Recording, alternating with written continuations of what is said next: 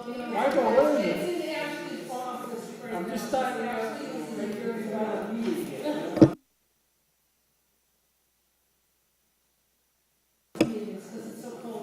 The TV's not. Oh, here we go.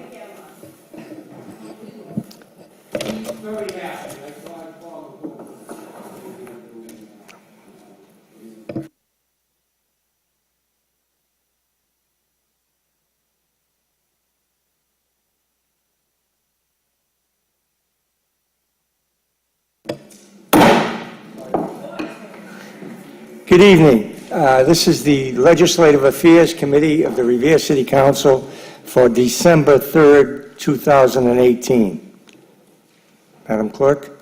Roll call of the members of the subcommittee. Councilor McKenna? Here. Here. Councilor Morabito is absent. Councilor Patch? Here. Here. Councilor Powers is absent. And Chairman Zambuto? Here. Here. Quorum is present. First item on the agenda is Council Order 18-011, an ordinance relative to abandoned bicycles. Ms. DeMora. Julie DeMorrow, Healthy Community Initiatives Office. Just, you know, that the ordinance that is presented there, I've actually sent it out to all of the bike companies and told them that this is our ordinance that will be voted on. So as of right now, we have not had a lot of issues, but I think having this in place is going to help us further along down the line, especially with some of the bike companies wanting to bring in e-bikes and scooters, and that prohibits those until we have a better handle on it. That's it. Anyone have any questions? Great. Members of the committee? Councilor McKenna, anything to add? No, thank you. Councilor Patch? Thank you, Mr. Chairman. Julie, I still got the problem with them leaving them everywhere on the sidewalk. It was the last few days, there was one on Washington Ave by the Stop and Shop. I mean, just laid out on the sidewalk. There's got to be a quicker way to correct this, I think. What do you wait 3 days, right? 3 days? So as soon as we get a call from a constituent, that sets the clock going. So then after 24 hours, if the bike is still there, then we contact the company and they have 3 days to pick it up. As of December 15th, the bikes, just a point of reference for the winter, the bikes may be going away for the winter because the number of bikes that are out on the street versus the number of rides being taken daily has dropped significantly. We have about 30 bikes on the street. We only have maybe about 6 to 8 rides per day, and we have about 3 to 4 riders. So basically, whoever renting the bike is getting themselves to and from places. In terms of the bikes being laid out on the ground, they can see where they are on the GPS, but they can't tell if the bikes are standing up or not standing. But we can ask them to cut the fleet back even more. Okay, I just, no, I got no problem. I got no problem with it, but I just, I think it just shouldn't happen. You know, for 3 days, I think is too long. Okay. But I mean, if you want to keep it the way, whatever, you're the boss. Well, we just got to give them time to pick it up, and the 3 days is to build in for those holiday weekends where they don't really work on the Monday, so we want to be able to give them that extra day. Okay, thank you. Thank you. Any other comments? Okay, I think I'm ready to take a vote of the committee.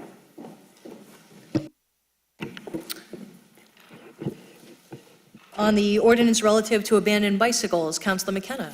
Yes. Yes. Councilor Morabito is absent. Councilor Patch? Yes. Yes. Councilor Powers is absent. And Chairman Zambuto? Yes. Yes, the ordinance will be forwarded to the full City Council with a favorable recommendation. Thank you.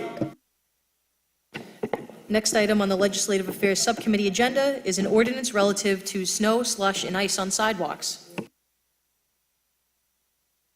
Okay, committee members, I'm sure everybody has received the final edited package of this ordinance, and it appears the Mayor's Chief of Staff is here to answer any questions.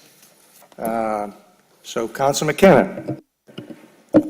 Thank you, Mr. Chairman. So we just added on this snow and slush and ice removal, we just added discharging from sun pumps. And we also removed tenants and managers from the ordinance to owner. And that's what we did. If Mr. Mara wants to come up and talk about it, that'd be great. Thank you, Councilor. If anybody has any questions, essentially, after Joanne and Councilor McKenna and I met and discussed this, we worked out a few wrinkles that were in the original ordinance.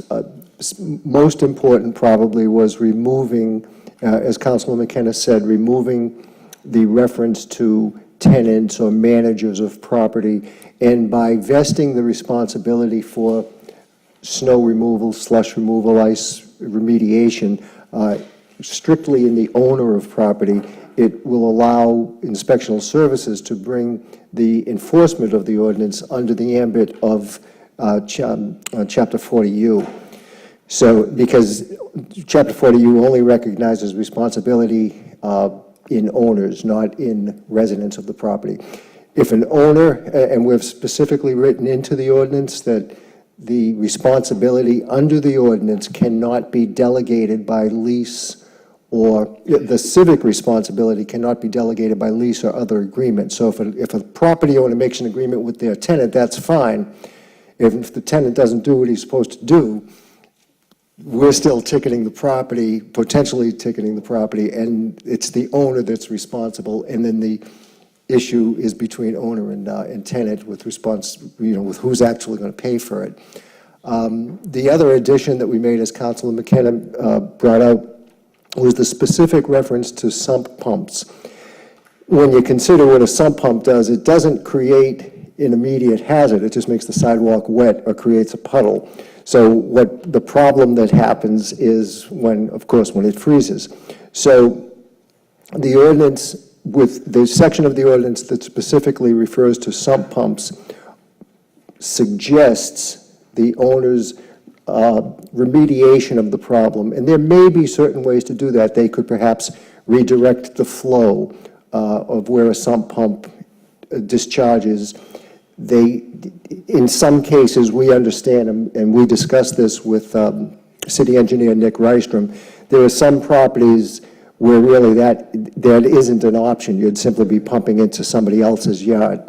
So what the ordinance requires is that when there's a formation of ice as a result of liquid that has been discharged into the public way, and we included in that discharge not only pumps, but also runoff from sloping roofs, runoff just out of yards.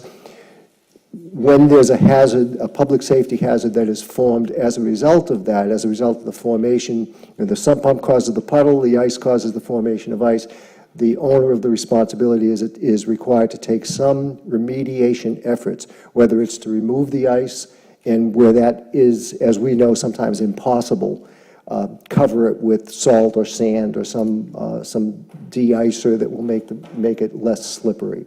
So really, it's putting, the ultimate objective is to put the onus on owners of property to at least make sure that in front of their property, the area is passable at some time after a storm.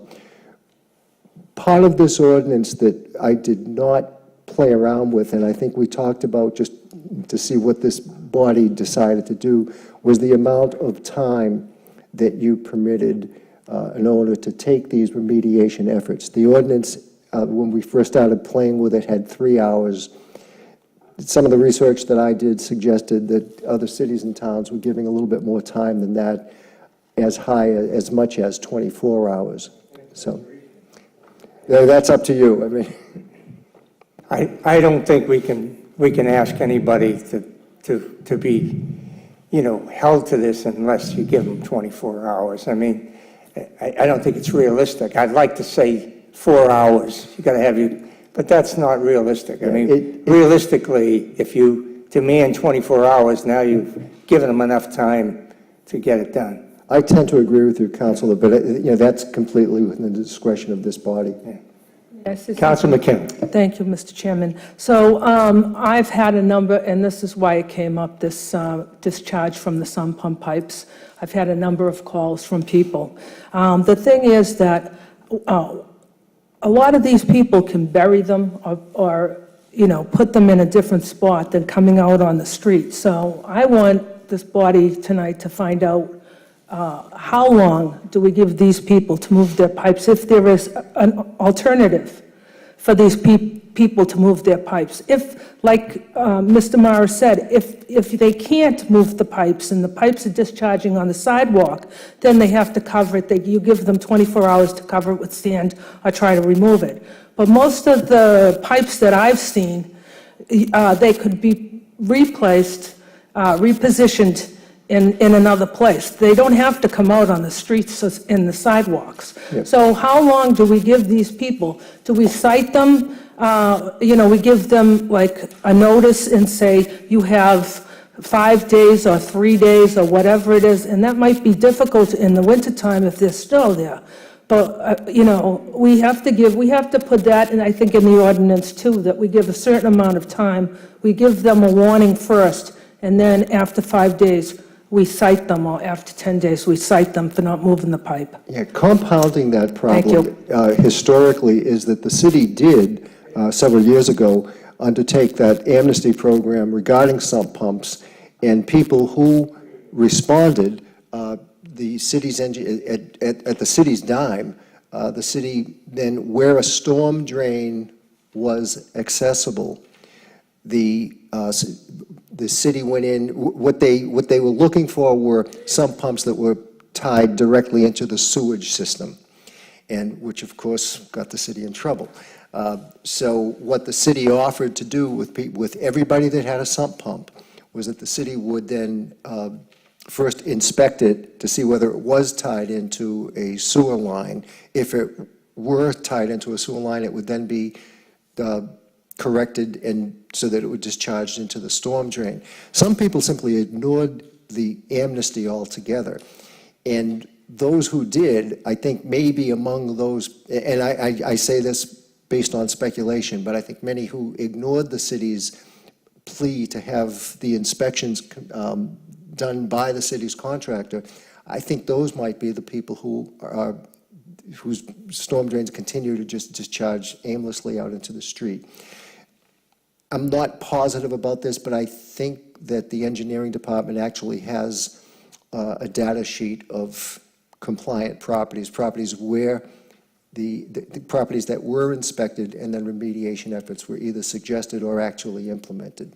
So, and that's where you do, like Engineer Rystrom explained, that you do have circumstances where there is no storm drain to discharge into, and that's why it's going out into the sidewalk and street. So we tried to modify the ordinance so that at least in those situations, if they take some remedial efforts, they're not going to be in violation. I'd like to know how many of these we created ourselves, because I guarantee you that a lot of these sump pumps that we took out of the sewer system were unable to be put into a storm drain, and we're probably discharging them into the street. I would bet on that, but because it's impossible to put them all into a storm drain. It's just not physically possible. However, what's that? Oh, okay. But so I guess what I'm saying is I want to be careful about how much pressure we put on people that are at least discharging properly. It may be creating an ice problem in the winter, but they're not draining into our sewer system, which is a plus. So I want to be careful about this, is all I'm saying. On that point, Councilor Zambuto, that's exactly what the councilors and I had discussed. The acknowledgement that in some cases, those storm drains are, going out onto the public way as a result of having been disconnected from the sewage system. But all this ordinance requires people to do in those situations is to, and this ordinance is written so that it applies both to ice that forms naturally and ice that forms as a result of manual manipulation, a pump or something. And all we're asking them to do is to take remedial efforts. If you can't remove the ice, then at least you can put some salt out or some, and the problem that Councilor McKenna referred to, and I think we all see it, is water that just discharges out. It's a sheet of ice. It hasn't snowed or rained for 3 days, and there's a skating rink in front of someone's house. You're simply asking that property owner to take remedial efforts to make the place safe, not only for the public, but for themselves. Ken? Thank you, Mr. Chairman. Bob, a lot of these, like on my ward, there's streets that don't have any drains. They're just, unfortunately, that's part of the problem why we have a problem, is contractors didn't do it right when they were building the houses. But now, the people that that took the chance to have the city put the sub pump out of the storage pipe, and CDM Smith, they went down and they changed it. But they just, now they put the pipes going into the street. So are we legally responsible for, now say you go in there and the neighbor doesn't want to put it in his backyard because it'll be a slush, it'll be wet and swampy, and that's the reason they probably told him to put it out in the street. And I know for a fact I have one problem that legal, before we did the amnesty thing, got a permit, and they put it out into a street without drains, and constantly the city's down there. Sometimes they have to do with a backhoe. It gets so thick, the ice. I don't think going out there and throwing salt on it's going to do anything on that.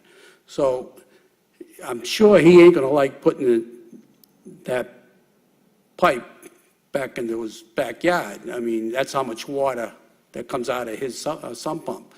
So is the city responsible now that this was all set up by our city engineer? I mean, he basically, in CDM Smith, they're responsible for doing this. So what's the legal? Well, first of all, I don't wear the solicitor's hat. So this is speculation and discussion.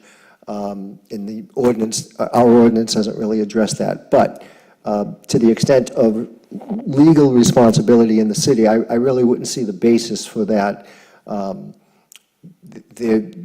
It still remains the responsibility of a homeowner to take care of their own property, and what this ordinance does is to impose upon the homeowner the responsibility of at least making the way in front of their property safe. So in some cases, that may require, under this ordinance, shoveling at least a 36-inch path of snow so that people can orderly pass on the sidewalk. If there's ice in front of your property, this ordinance imposes on the property owner the responsibility to attempt to remove it or cover it. A suggestion in the ordinance is that the sump pump, or a pump in whatever type of pump it is, can be redirected to prevent that. But in some cases, it simply can't be.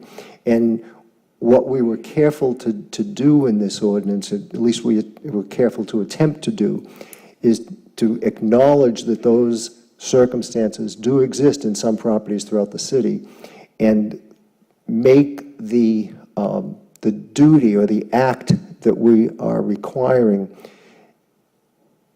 any of the following: redirection of the pump, or removal of the ice, or remediation of the ice. So it's a delicate situation because you can't address every single, you try to, but you do have circumstances, as you point out, that in some cases, because of the drains, the drain system, there's no place for the water to go.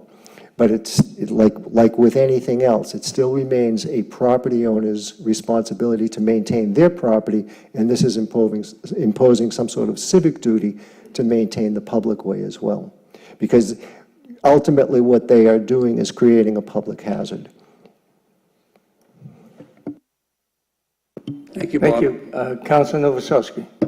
Thank you, Mr. Chairman. I'm glad this is being brought up, because I know over the last week and a half, I've filed 5 different complaints to ISD through 311 because of this drainage issue. And these 5 locations are being caused by owners, property owners. You know, they have retaining walls, and there's a 4-inch in one location on Florence Ave, 4-inch PVC pipe coming from their roof drain. I see it connected to it underground under their property, and it's shooting out waist high for people walking by. And on a rainy day, or even a day after the rainy day, as the water's running, it's pouring out there. And it's going on the sidewalk at Florence Ave, down Florence Ave, and across down to Centennial Ave. And last week, when it was frozen, there was ice that was like 6 inches thick, and cars were sliding all over the place. Thank God, you know, we got a salt barrel put in the corner, so if a case happens again. But that roof drain should not be allowed to drain out onto the sidewalk. And let me finish, and then you can respond to my different locations. Now, I don't know if that was approved by city. It's not a sump pump issue, it's a roof drain issue. That's one particular item.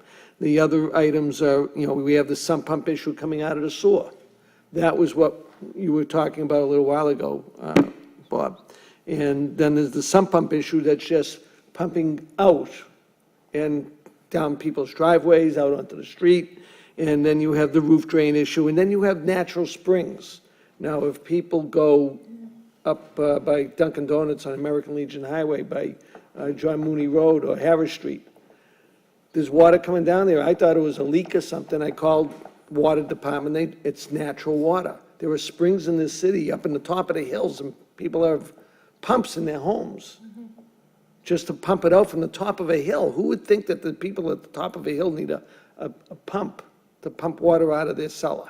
But anyway, so I've suggested to people to put in dry wells, you know, somewhere on their property. Those go down, you know, 8 to 10 feet with rock and stone, and it disperses the water naturally. Or a French drain, which doesn't go down to 10 feet, but it may go down 4 feet, and put stone in and the dirt over it. That takes the water and stops it from going out onto the street. Now, CDM Smith, and I follow them very, very closely in my area, and I can tell you that I don't know of any location that they've pumped it out onto the street.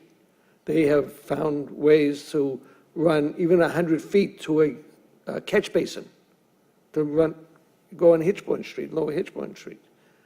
They went 100 feet along the curb and put a drain in there for natural water to come out of a building to be pumped out.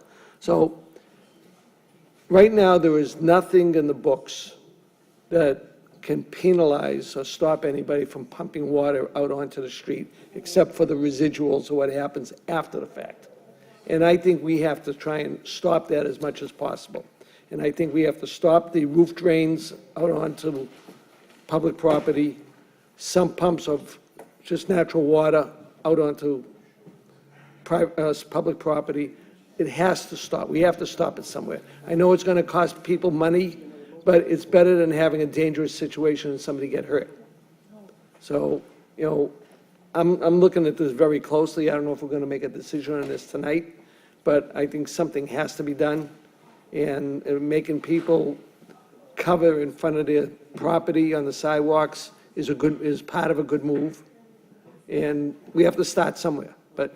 Right, the ordinance is not going to address, it's not going to fix the problem. Right.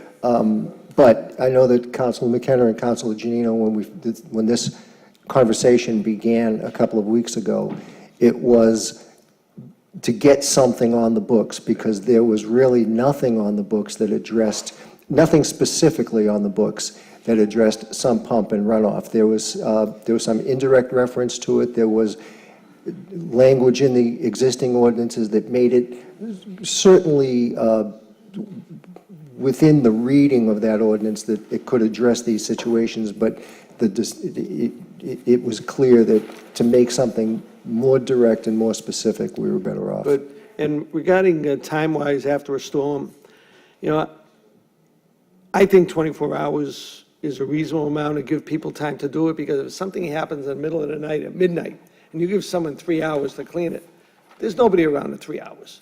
So I think, given that cycle of a day, you know, daytime, nighttime, back to daytime again, would be reasonable to do something. And, but then we have the issue of enforcement. Okay, now ISD is going to go crazy having to go out and check all these things, because everything that they had planned, whatever is on their books, they have to put aside and go out and do snow removal work. So we may have to put more people on there, at least even during the wintertime. Even during the winter, I'm not saying all the time. Not my call. But we know, we've already requested it, you know, Councilor McKenna, you know, put it in already, you know, that we get someone for weekends for inspectional, for building material and stuff. But we have to start somewhere. Listen, the mayor wants to keep the budget down as much as possible. If there are things that we want to see, we will put them in, and we'll put the money in for it. You know, all you have to do is put it up to us, and I'm sure if it's reasonable, this body will accept it. And I feel comfortable with something like that. Thank you, Mr. Chairman. Thank you, Council Novoselsky. Council President Janino. Thank you, Mr. Chairman. I want to first start by thanking my colleague, Councilor McKenna, who put a lot of time and effort into working on some of the amendments on this ordinance in conjunction with Bob Mara. But I think that there are a lot of good things in this ordinance. I think that it's a great way to hold absentee landlords and other situations that we have to deal with accountable for issues that we struggle with in the city. Like anything, there are going to be kinks that we'll need to work out, and there are going to be houses that have, you know, the abnormalities that it may not fit perfectly to the ordinance, but we have to figure out a way to fix the problem. The goal of this is not to hurt homeowners that are trying to do the right thing and trying to move their stormwater and anything the proper way. Like Councilor McKenna mentioned, I think it's good that we do warnings and things like that. The goal of it is to get people that are habitual offenders, that know they have a problem, that are blatantly ignoring it, and that it's causing a problem for their neighbors and for people traversing their neighborhoods. So I think that it's a good start. As anything, we can always amend it as we go, but I think it's a good starting point, and I look forward to hopefully voting on it tonight. Thank you, Council President. Councilor Granasso. Thank you, Mr. Chairman. In terms of the snow removal, you have the snow angels, and so the enforcers will be called the snow devils. So we have a distinction between the two. Well, getting back to the discharge from the sump pumps, it's great for us to come forward and mandate that we put it out in the public way like we did, and relieve the infiltration of water in our sewer system. But now we also have to be realistic to the fact there are some neighbors that can't put it anywhere else but out in the street. And for those neighbors and for those others that need to see this warranted, the city should allow for the homeowner, in conjunction with the city, to dig under the ground and make provisions for that type of service to provide an orderly fashion so that ice dams don't build up and dangerous situations don't occur. But I just think we have to make provisions for that also. And I applaud my two lady councilors, a wonderful job at bringing this forward, because we need some recognition of the problem that we have. And I think Councilor Novoselsky's suggestion about 24 hours is really a fair way to approach it, because you need to have a little time to organize to get somebody to help remove this snow. Thank you, Mr. Chairman, for the leadway. Thank you. Thank you, Councilor. So on Councilor Novoselsky's idea about the roof drains, that's a separate issue. We're going to have to deal with that separately. Well, the section 353, I think it is, 353 refers to the discharge of liquid from properties. Okay. And that discharge can come from a sump pump, from a runoff, and all of those terms are defined within the ordinance. Okay. I think what we're going to have to do, though, realistically, is work with the homeowners, with the engineer, and try to come up with a solution for some of these people, because some of these things have existed for years, and there's, it's going to take somebody with some knowledge in order to solve it. But they are legitimate problems. They're really creating more than just a sump pump problem. These are serious problems when they're coming, Right, and remember, all the ordinance tries to do is not to abate the origin of the problem. It might suggest that if there's an opportunity to redirect, but the ordinance is intended primarily to give some enforcement mechanism. You can't abate the problem, or the source of the problem, at least take remedial Right. measures to the consequences of that. And we may have to come back and address some of these items that are on here, but I think, as the council president said, it's a good start. And I commend everybody that worked on this, because we need to do something to move forward here. So Mr. I'll take a Chairman? committee vote, and then we'll... Mr. Chairman, if I may, just a question, ahead. Bob. This piece that we have in front of us, have your thoughts and potential changes? Right, I've worked with the councilors on So it. this is good. The only thing we're really changing is the hours.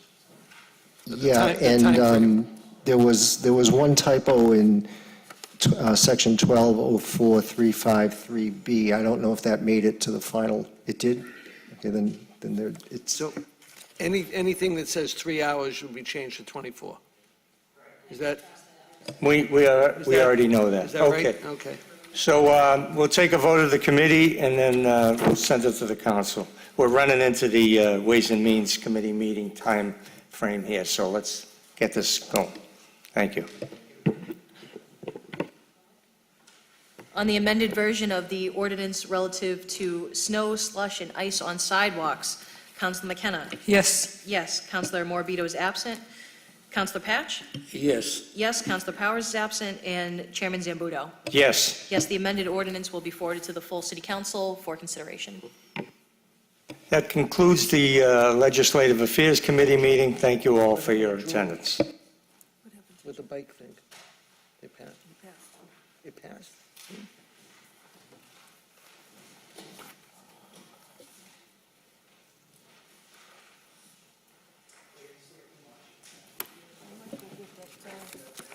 I gotta go get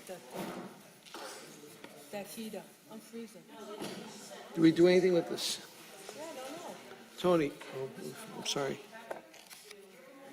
I think they moved them back then. I used to have more room, right?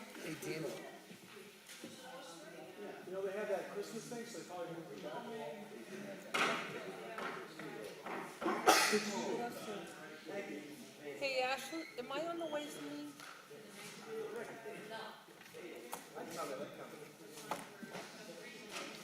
Is your office open? Is your office open?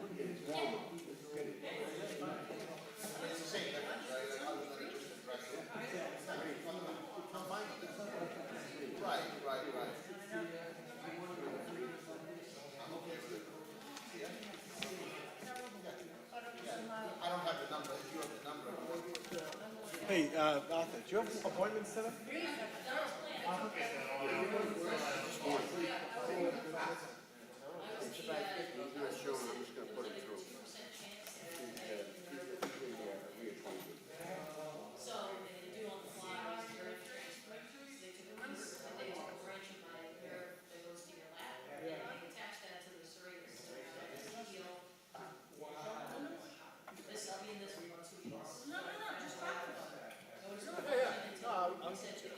So you can see.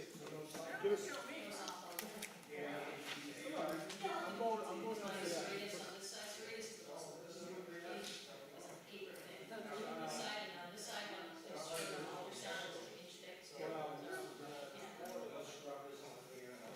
So Danny, whenever that comes up, I don't know. Yeah, but that's correct. George.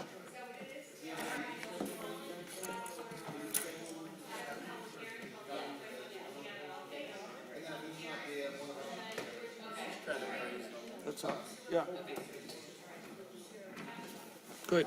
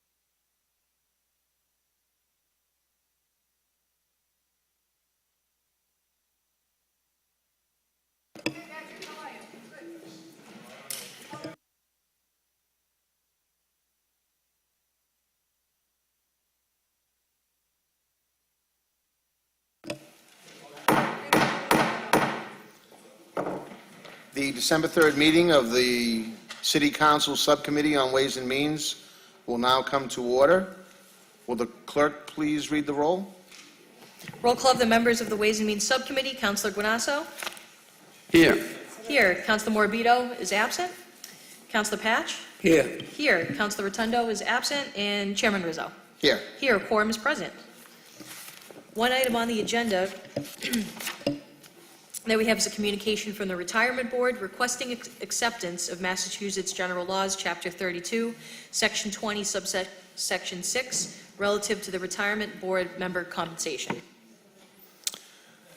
Thank you very much, Madam Clerk. I noticed that we have a couple of members from the Retirement Board here in attendance. Just for the edification of the city councilors that are here, this is to adjust the compensation of the members of the Revere Retirement Board from the current compensation of $3,000 a year to $4,500. If this is approved by the city council, it will be the first adjustment in over 22 years. I was just having a sidebar conversation with Councilor Novoselsky about thinking about how, compensation hasn't been touched here in 2 decades, over 2 decades. It doesn't seem unreasonable, but I would like to hear from either or both members of the Retirement Board to see maybe has there been precedent in other communities? Is this something that just came about at a regularly scheduled meeting? So I don't know if either one would like to get up and brief the council.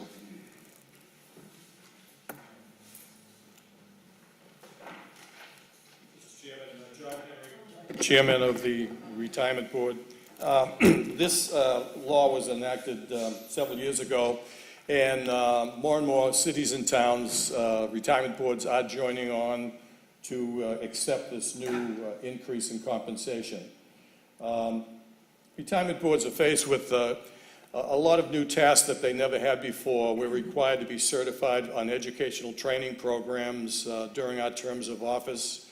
We're required to participate in judicial proceedings in the courts when we have appeals on disability claims and other lawsuits. And we're required to attend conferences that, quite frankly, are in distant parts of the state, from Springfield to Worcester to the Cape. on many occasions. When I came on the board at the middle of 2009, our asset of the system was $64,369,000. And as of October of this year, our assets now have increased to $160,864,000. So the board has been diligent in its investment policies with the state. We've been active in managing the system to the best of our ability. And quite frankly, I believe that the members, for the time that they have to spend doing this job, deserve the increase in compensation.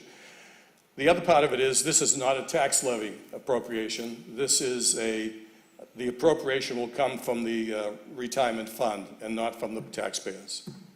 Okay, that's information that I wasn't aware of. Yes. Thank you, John. Any members of the committee have any questions? Council Gonasso? The only thing I can share with you, Mr. Chairman, and the rest of the board is I am very pleased to see that we get the monthly emails in reference to your meetings and your description as to what's taken place at the meetings. And I've been on council for a few years, and this is new. But in the last several months we've had this, and I think it's beneficial to me to have an understanding as to what's taken place in this particular area. I'm very mindful of the fact that our retirees are deserving of all the benefits in the world that they can get. And I'm glad to say I referred to you this morning in a private conversation as the city's historian, and I'm glad to see that you're a member of the retirement board and that you can show the leadership and the direction in a lot of avenues where just a regular person couldn't do. So now, John, just one question. What is the amount of money that after this new increase, what does each person get in reference to some sort of If this payment? increase is approved, it'll increase to $4,500 annually. Each person? That's very reasonable. Thank you, Mr. Chairman. Thank you. Any other? Councilor Zambudo? Thank you. Though I'm not a member of the committee, I certainly support this increase. I think it's reasonable, and more importantly, it doesn't come out of the tax base. Thank you. Thank you, Councilor. Councilor Novoselsky? Thank you, Mr. Chairman. John, how many hours a week do these, and how many members are there on the board, on the commission? There are 5 members on the board, 5? and we meet monthly, but we're required to be certified educational training each year. We're required to submit financial statements of our own personal assets to the state. We're required, as everybody in public office is, to be in compliant with the conflict of interest laws. So we manage the assets of the fund as best as possible. Now, these training courses do they actually have to go to a facility to do it, or they do it online? We go all over the state for most of the retirement courses, but we do take the online courses from the Inspector General, from the Attorney General's office also. Mr. Chairman, I know, we even gave all the retirees a raise, I guess, this past year for the first time in For the first time in 10 30 years. And, and these 5 folks that are handling the retirement board are dealing with, what, $64 million? Now, where does that money? $160 million $164, I'm now. sorry. Now, this money comes from where? It comes from an appropriation by the city to the fund. The fund is invested in the state PRIT fund, and we hope that our financial advisors do well enough to totally increase our money as we have been doing over the So years. those increases will come out of the investments? Right. The investment money? So Correct. that's where it's not coming through the city No, funds? it's not a tax Even though levy. it's coming, they're getting a city check? No, we're a State check? distinct operation. We're not a city agency per se. Okay. So the money comes from the retirement fund, which is The check will be From cut from the The retirement fund. State Retirement Board. Right. Good. No, the city Oh, board. it was City Board, Right. but, that's, Mr. Chairman, I think this, this is reasonable. I think it's, a long time coming, but I just want to bring people, folks aware, like, this is not the only commission in the city.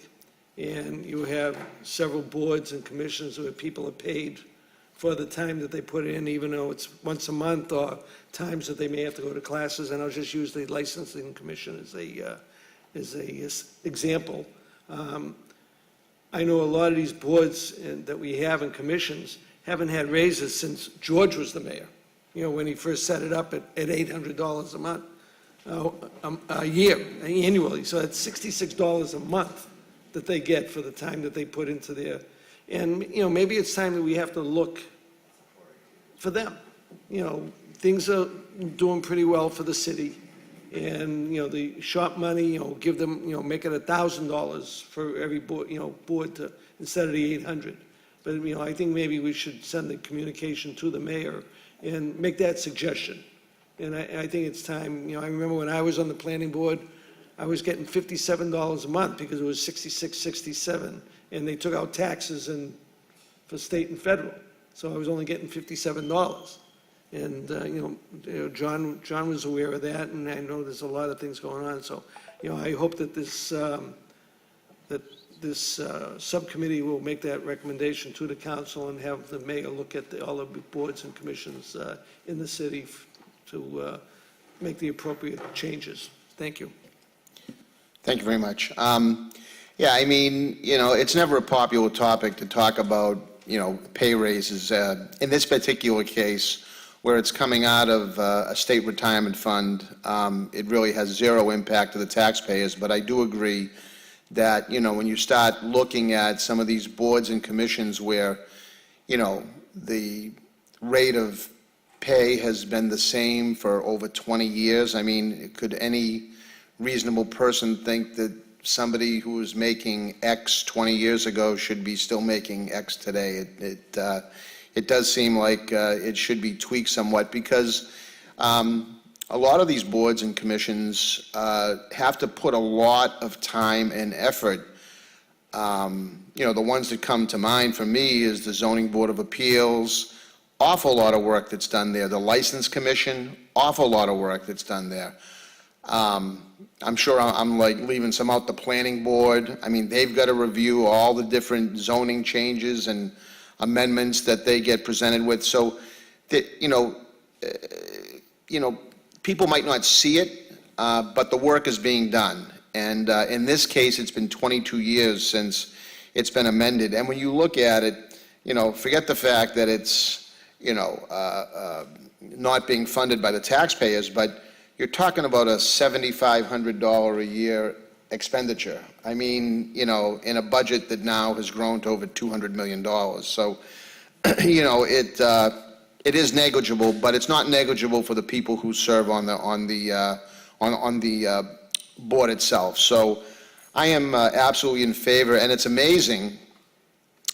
John, you said when you joined the board in 2009, we had an asset value of $64 million. Now we're up to $160 million, which is, a combination, I believe, of, prudent investing, but also, us, the city, making up for our unfunded liabilities that had been created over a period of time. So, the city is doing, I think, an admirable job in trying to catch up and bring us to be fully funded, and so we can then tackle our, other post-employment benefit problem that we have that is equivalent, or I think maybe higher than what we have with our unfunded liability with the pension. So I absolutely support it. And Ashley, if it's okay with you, if you would call the roll of the members on the question of the increase.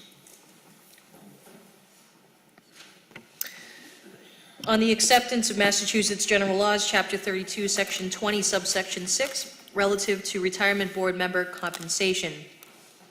Councilor Guanasso? Yes. Yes. Councilor Morabito is absent. Councilor Patch? Yes. Yes. Councilor Rotundo is absent. And Chairman Rizzo. Yes. Yes, the acceptance will be forwarded to the full city council with a favorable recommendation. Thank you very much, Madam Clerk. I don't have any further business, so hearing and seeing no further business, that will conclude the Ways and Means Subcommittee meeting of December 3rd.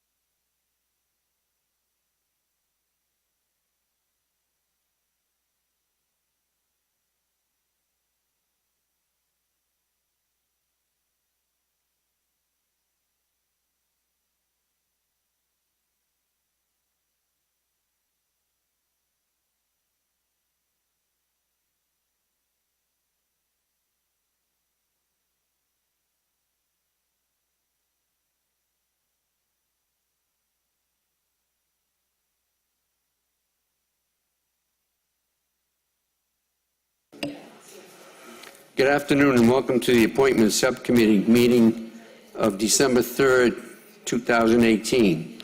We have one item on the agenda this evening. It's 18-394. It's the reappointment of William Reedy to the Historical Commission for a 3-year term. And Mr. Reedy had called earlier and stated that he would not be in attendance this evening based on the fact that he had a prior engagement. And whereas this is a reappointment, I assured him that he would be reappointed. I took the luxury to do that. Any members of the subcommittee wishing to speak? Any members of the city council wishing to speak? Well, William, congratulations, you've been reappointed to the Historical Society, and there's no opposition, and I wish you good will. Thank you very much. This concludes the appointment subcommittee meeting of December 3rd, 2018. Thanks for your attendance.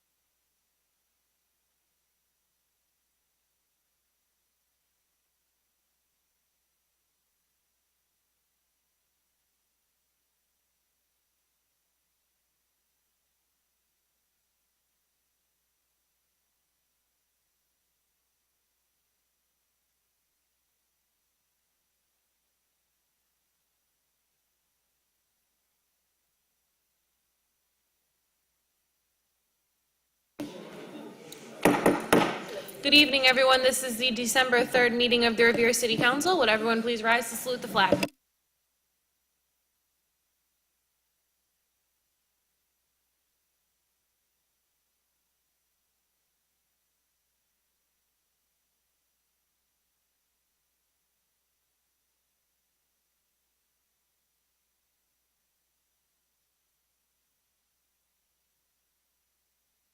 Roll call of the members, Councilor Guanasso. Here. Here, Councilor Keefe. Here. Here, Councilor McKenna. Here. Here, Councilor Morbido is absent. Councilor Novoselsky.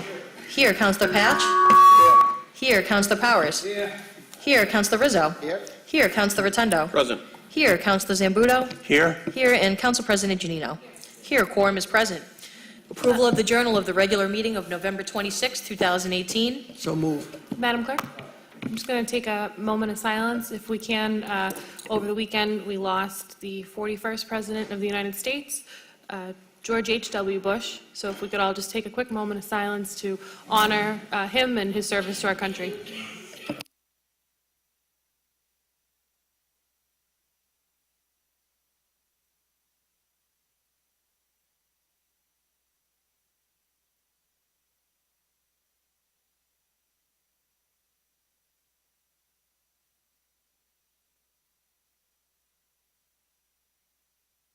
Thank you. And Councilor Novoselsky. President, I know we usually do this in a public service announcements at the end, but I want to make sure that everybody knows that last night was the first night of Hanukkah, and I want to wish all my dear friends around the city happy Festival of Lights. And tomorrow night at 4:30, we'll be lighting the menorah in front of City Hall. And I do want to thank the Chabad organization out of Everett for providing the menorah. For many years, Revere had their own menorah, but it got old and it fell apart, and this organization came and they donate the menorah to us every year to be lit. So I thank you for that. Thank you for the time, and I hope everybody can make it tomorrow night. Thank you. Thank you, Ira. Councilor McKenna. Yes, thank you, Madam President. I'd like just to announce the Beachmont Improvement Committee tree lighting this Sunday at 5 o'clock at Cummings Park. Thank you. Councilor Novoselsky. Thank you, Madam President. Thank you, Councilor, for reminding me, because we're having the tree lighting at Costa Park on Thursday night at 5 o'clock, and Santa Claus will be coming down in his fire engine. So hope everybody can make it and have hot chocolate and help enjoy the season greetings. Thank you. Thank you, councilors. Now everyone can put those notes in their calendar. All right, first on the agenda this evening is a certificate. Madam Clerk? Calendar item number 3, a certificate of commendation will be presented to Carol Ty for her almost 60 years of dedicated service in the Revere Public School System as an educator, superintendent of public schools, and a member of the school committee.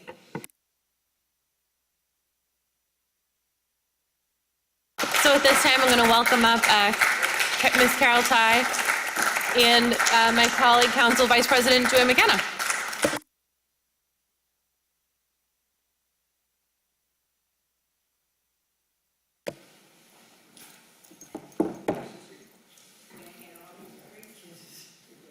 I don't know if I need my glasses. I don't know. I can't see, I can see. It's just... Congratulations. Thank you.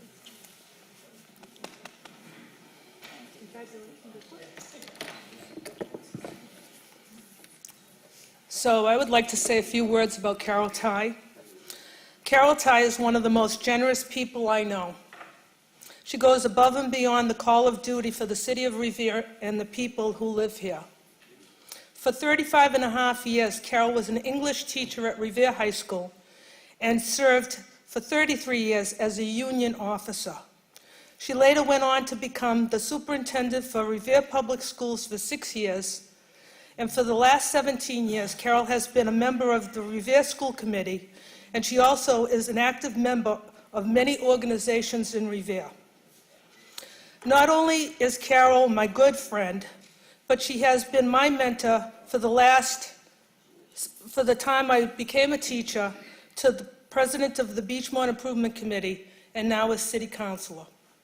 Every time I have a problem or need reinsurance, I go to Carol. She gives me advice on what to do and what not to do. She is the most intelligent, selfless, caring, kind, and logical woman I know. Although Carol likes to be recognized, she mostly gives of herself without praise or recognition. Much of her generosity is done behind the scenes and without anyone's knowledge. One example that happens every year is Carol finds needy families throughout the Revere public school systems that are in need of food during the holidays. With a handful of people, which I am privileged to be a part of, she picks up food, organizes it, and gives out frozen turkeys and all the fixings for Thanksgiving and hams with all the fixings for Christmas. She especially makes sure, along with the food, children go home with toys. I have personally seen the deep appreciation and gratitude from these people when they come to the Garfield School to pick up their food. I am honored to be a part of this tribute along with Council President Jessica Giannino and give Carol the recognition that she so deserves. So as a tribute, Carol, to your honor tonight, we have hired Matt Martelli to paint an oil portrait of yourself so it can hang at Revere High School along with all the other former superintendents. I love you, Carol. Congratulations.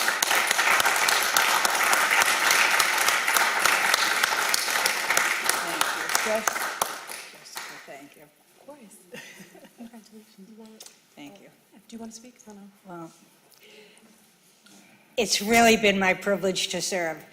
You know, those of us who, wherever we are today, we stand on the shoulders of people who preceded us. And I've been lucky enough to stand on very sturdy shoulders all the way through. Every time I come here, I think of how I have always been treated, not only with respect, but with kindness by the people who were on this council, by the mayors, all the way from Peter Jordan, Billy Reinstein, George Kalila. I taught Arthur's friend. I taught Ira when he was in the 7th grade. I wish I had taught Jessica, although I did get to interview her all the time on television when she was doing great things. I was Joanne's colleague. I've had wonderful colleagues, wonderful friends. I've had a wonderful life, and I am so grateful to everyone who has made it that wonderful. I appreciate all of your support. I especially appreciate the support that the council has given as we went through our 5-building program. And that came with the support from all of the mayors, you know, all the council. We sat down, we worked hard to get everything done, all the way from, you know, Tom Ambrosino and Dan Rizzo and Bobby Has, for whom I babysat, as you know. And, you know, it was a great, and I only look forward to working with the rest of you so that we can move forward and then come and open up a new high school together. Amen. Thank you. Can you read the citation? Yeah, please. Wait a minute. Don't do anything. Madam President, can Counselor. I just say something? Absolutely. I know Carol was my teacher. Actually, I had her as a student teacher. Right. When she first started teaching. That was years ago. And, but not only is she respected, but she's loved. You know, I love you, Carol. You know, I always have. You're a great, great person. She's great to our veterans. Every year that we have our veterans program down in Beachmont, she always comes up with something that makes it worthwhile and makes a better day for all our veterans down there, and we thank you for that. Thank you, ma'am.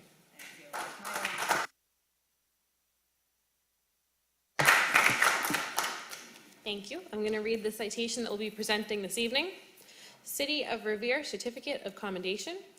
In acknowledgement of your almost 60 years of dedicated service to the children of our community in the Revere Public School System as an educator, as a superintendent of public schools, and as a member of the school committee, special recognition is hereby accorded to Carol Tye.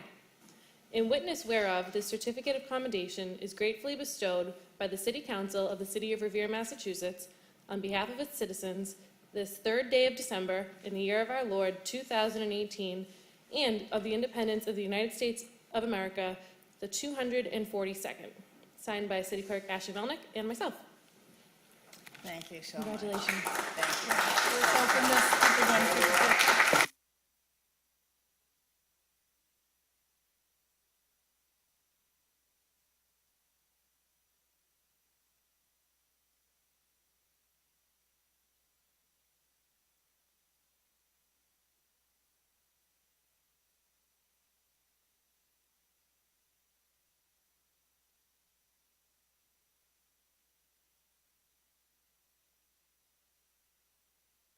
I'm going to invite the whole council up for a group picture.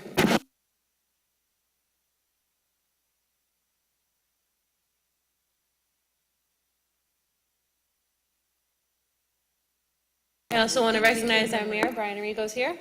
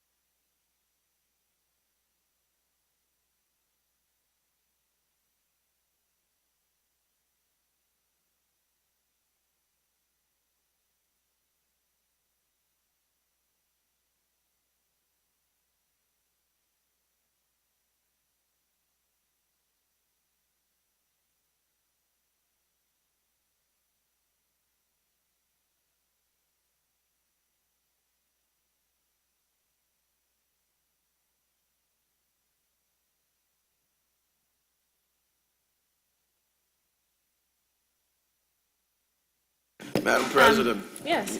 point of personal privilege. State your point, Counselor. I would just like to congratulate Mr. Jim Rose on his birthday today. I'd like to wish him a happy birthday. He's in the audience here. He's being a little shy. Yeah? Come on, stand up. You think I was going to let you get away with that, huh? Thank you. At this time, I'm just going to ask for a roll call for suspension of rules. All in favor? All opposed? So ordered. We just have some department heads as well as the mayor here, so I want to take up a couple things out of order, Madam Clerk, 18, 19, and 20. Calendar item number 18, communication from the city auditor relative to Transportation Network Infrastructure Fund appropriation. Mr. Viskey.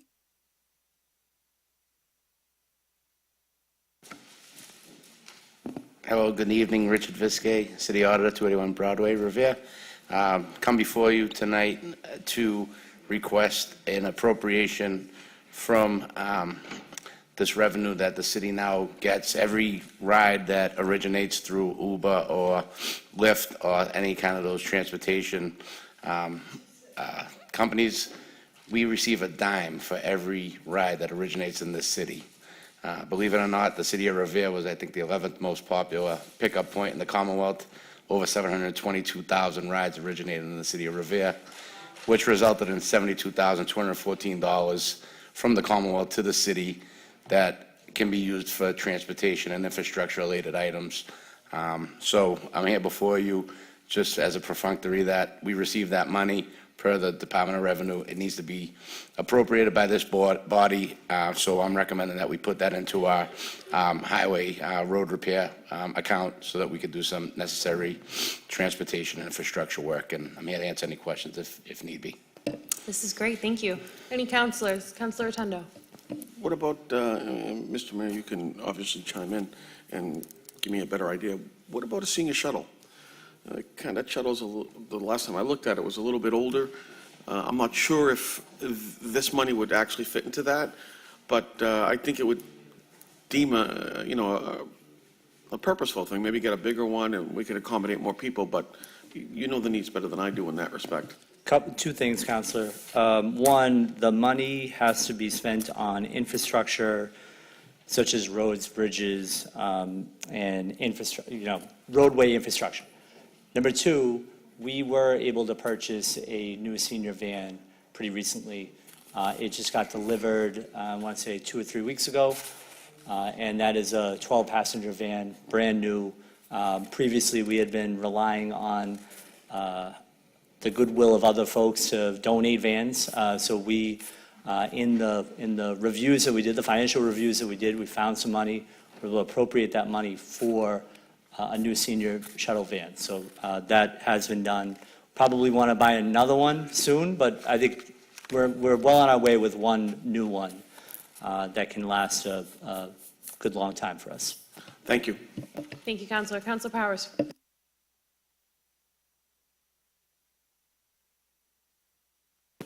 Through no fault of yours, I have several areas down in Ward 5 that have been, once again, through no fault of yours, neglected over a period of years. And I'm just wondering how this money will be allocated to the city councilors.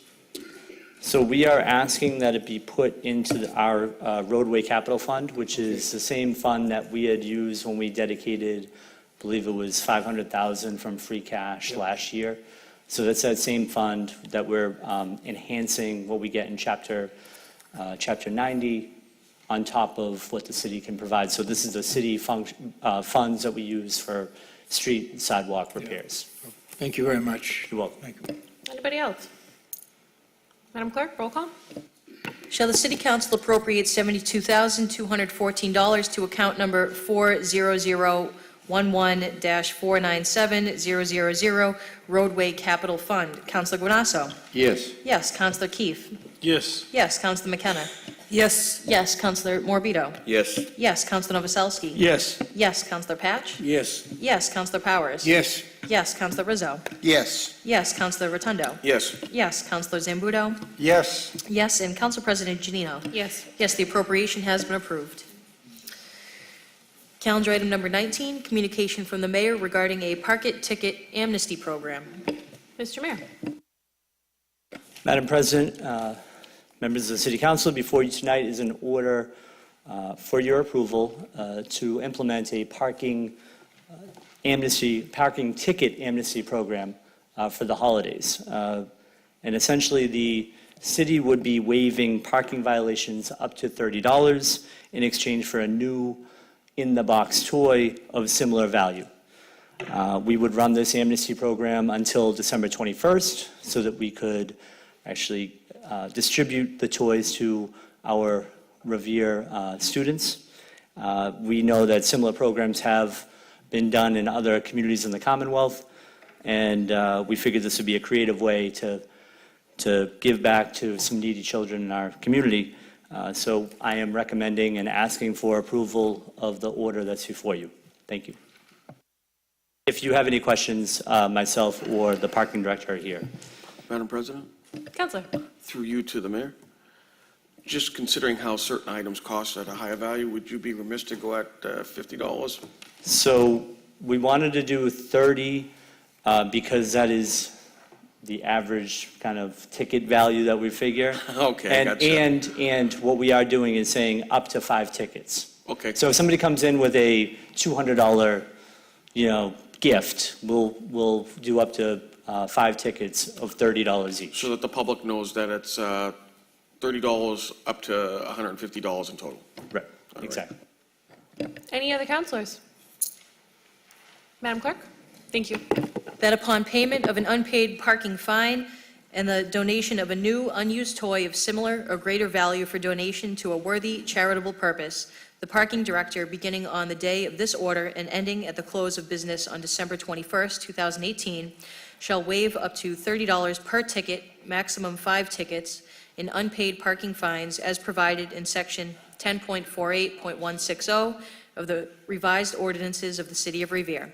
Notwithstanding the foregoing, the parking director shall not waive any surcharge imposed by the Massachusetts Registry of Motor Vehicles if the parking director has notified the Registry of Motor Vehicles of an unpaid fine and a non-renewal license and/or registration has been recorded by the Registry of Motor Vehicles.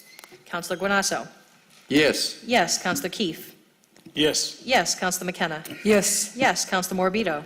Yes. Yes. Counselor Novoselsky? Yes. Yes. Counselor Patch? Yes. Yes. Counselor Powers? Yes. Yes. Counselor Rizzo? Yes. Yes. Counselor Rotundo? Yes. Yes. Counselor Zambudo? Yes. Yes. And Council President Janino? Yes. Yes, the order has been approved. 20? Calendar item number 20, communication from the Election Commissioner requesting approval to move from the Freeman Street Fire Station to the Turkish Cultural Center, also known as St. Teresa's Church. Does anyone have any questions? Pretty straightforward. Councilor Powers? Thank you, Madam President. I think by doing this, we're creating a problem of public safety that has existed for many years with cars pulling in and out of the Freeman Street Fire Station. I understand Diane, our election secretary, has spoken to the owners of the property down there, and they've agreed, and there's also going to be adequate parking in the rear of the property to accommodate people going. I think it's a great move on, and this is a great move on Diane's part. She's done an excellent job down there, and this will facilitate the way people get in and out of there, which, sometimes people are trying to get in to vote, and Engine 5 is coming out of the fire station, and it's not really working that well. So I want to congratulate you, Diane, for presenting this. Thank you. Thank you, sir. Any other councilors? Do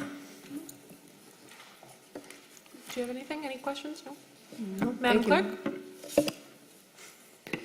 In accordance with the provisions of Massachusetts General Laws, Chapter 54, Section 24, shall the City Council approve the move of the Ward 5 Precinct 2A polling location from the Freeman Street Fire Station at 2 Freeman Street to the Turkish Cultural Center at 500 Revere Street? Councilor Guanasso? Yes. Yes. Counselor Keefe? Yes. Yes. Counselor McKenna? Yes. Counselor Morbido? Yes. Counselor Novoselsky? Yes. Counselor Patch?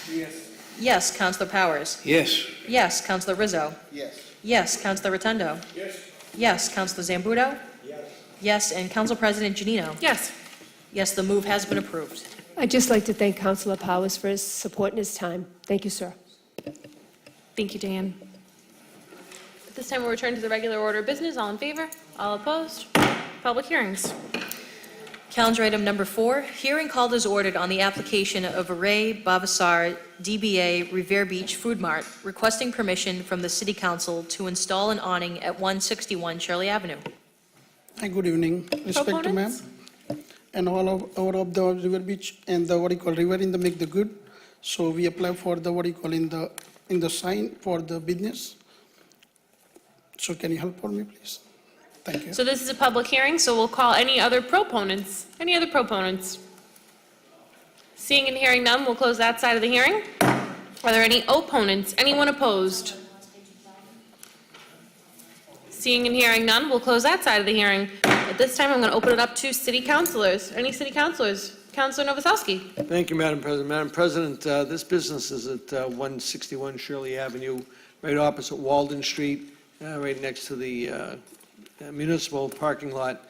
And he's been down there for many years. He runs a good business. It's the old 5 and 10 for everybody that needs a little memory.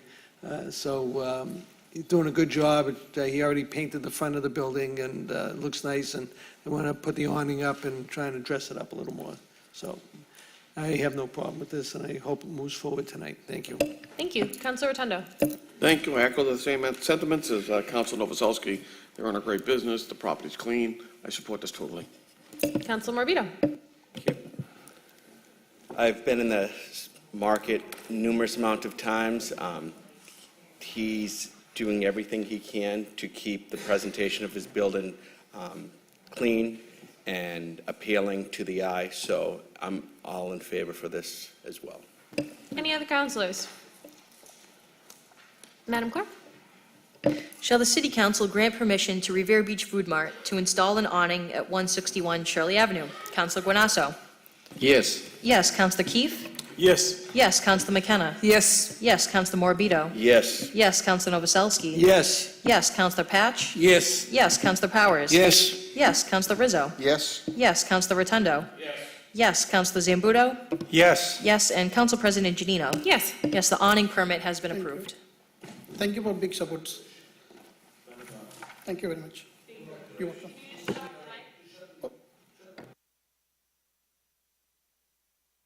Calendar item number 5 is the Legislative Affairs Committee report. Counselor Zambuto? Thank you, Madam President. As we know, the Legislative Affairs Committee met earlier this evening. 2 items were on the agenda. One was an ordinance relative to abandoned bicycles. The committee voted out favorably on that. And also an ordinance relative to snow, slush, and ice removal from sidewalks. They also voted out favorably on that, so I would ask that we vote on both these ordinances tonight. Thank you. Any counselors? Madam President. Counselor Novoselsky? Madam President, I'm sorry I couldn't make the meeting, but there was one section that I had was bothered with, and it's the bicycle parking on a public way. I wasn't too happy to see that they may allow bikes locked to street signs and parking meters. So I have a problem with that because some of the sidewalks are not very wide. And the other part is in section B of the same section, part B. It said a minimum of 36 inches on an unobstructed way on a sidewalk. The sidewalks on Shirley Ave are very, very, very smaller, but we still have to make it wide enough for ADA compliance. So I would ask that that be changed from 36 to 42 inches, and the parking meters and street signs be taken out as non-locations to have locks put on. So. Thank you, Counselor. Counselor Rotundo? Thank you, Madam President. I understand Councilor Novoselsky's concern. If we take a look at the greater issue here regarding the bikes that are strewn all over the city, in particular, the green bikes or the line bikes, or whatever bike that comes in here, they already occupy a presence on our sidewalks and our streets in inconvenient places. This, I believe, is in ADA compliance, in particular because it's a temporary posturing of a bike. More importantly, it can be removed. So I'm going to support this measure as it is, and I believe it fits with the ADA as I read it. Thank you. Any other counselors? Madam President, I would hope those make that a substitute motion and an amendment to this, and let the body vote on it. And if they shoot it down, they shoot it down. If they want to move on, they move on. With all due respect to my colleague, we're still voting on what was put out of the committee. I understand you couldn't make the committee tonight, but I mean, there was a lot of time to bring something up before this, when we reached this stage. Counselor, we can revisit your issue later. Counselor, let me say this to you. There's many times that you come up with the same type of scenarios. I'm not looking to get And I don't into try that. and shoot anybody down. It's anybody's right to make an adjustment and make a change if the council chooses not to go for it. They chose not to go for it. Okay. And that, just give me the right time of day. That's all I'm looking for. Counselors. I'm not looking for a fight. I'm not looking for a fight. I'm looking for some changes. Thank you, counselors. Madam Clerk, I believe there's a substitute motion on the floor on the substitute motion. I'm trying to clarify it for her, Madam President. To remove street sign pole and parking meters pole in 8.06040, bicycle parking on the public way, Section A, remove those 2 items, and in Section B, change 36 inches of unobstructed passage on a sidewalk to 42 inches. And that's my substitute. Thank you. On the substitute motion, Madam Clerk.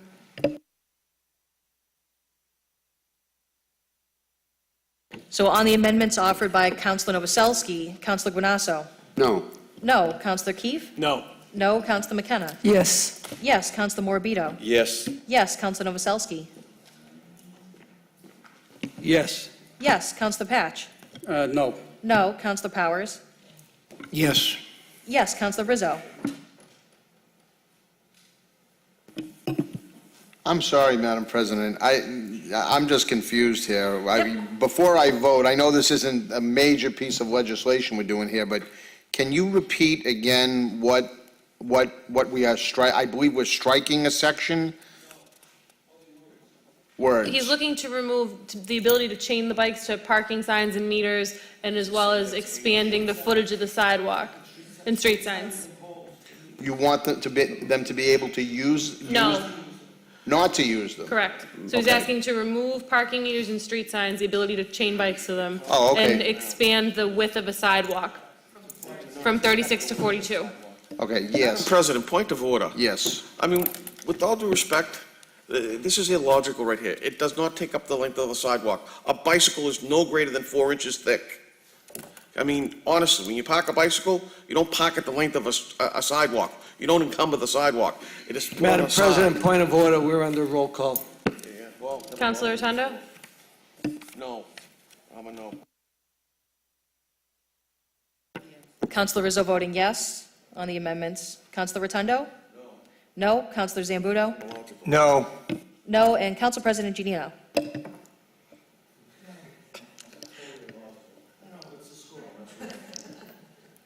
Oh, this is a tough one. No. No, the amendments fail. On the motion is voted by subcommittee.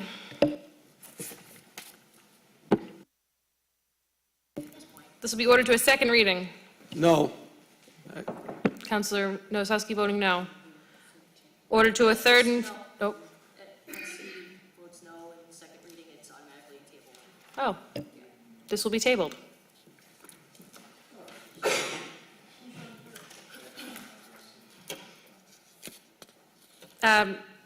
Councilor Zambudo, calendar item number 6 is the ordinance on snow, slush, and ice. Yes, it was voted out favorably, and I'd ask for a roll call vote on it unless there's some last-minute amendments that have to be brought up after a lengthy committee meeting. As a matter of fact, Madam President, I would like to say no. I'm only kidding, I'm sorry. All right, I'm going to have the clerk read this onto the record as this is a completely new ordinance, and then we'll go through the motions. Madam Clerk? So what the council would be voting on this evening, if they decide to, section 12.04.350, snow, slush, ice on sidewalks. Section A, summary, sections 12.04.350 through sections 12.04.354 of chapter 12.04 of Title 8 comprise the City of Revere ordinances with respect to the removal of the natural accumulation of snow, ice, and slush on public sidewalks and to reducing or alleviating the public safety hazard caused by the unnatural discharge or runoff of water onto the public sidewalk or public way. B, definitions. 1, city means the City of Revere. 2, natural formation of ice means ice that has formed from water existing as a pool or puddle or otherwise collected as a result of an act of nature. Water that pools, puddles, or accumulates on the sidewalk or public way as a result of its discharge from a sump pump or from the runoff of a yard, roof, downspout, gutter, or other structure, and then freezes upon said public way or sidewalk shall not constitute a natural formation of ice. 3, natural accumulation of snow.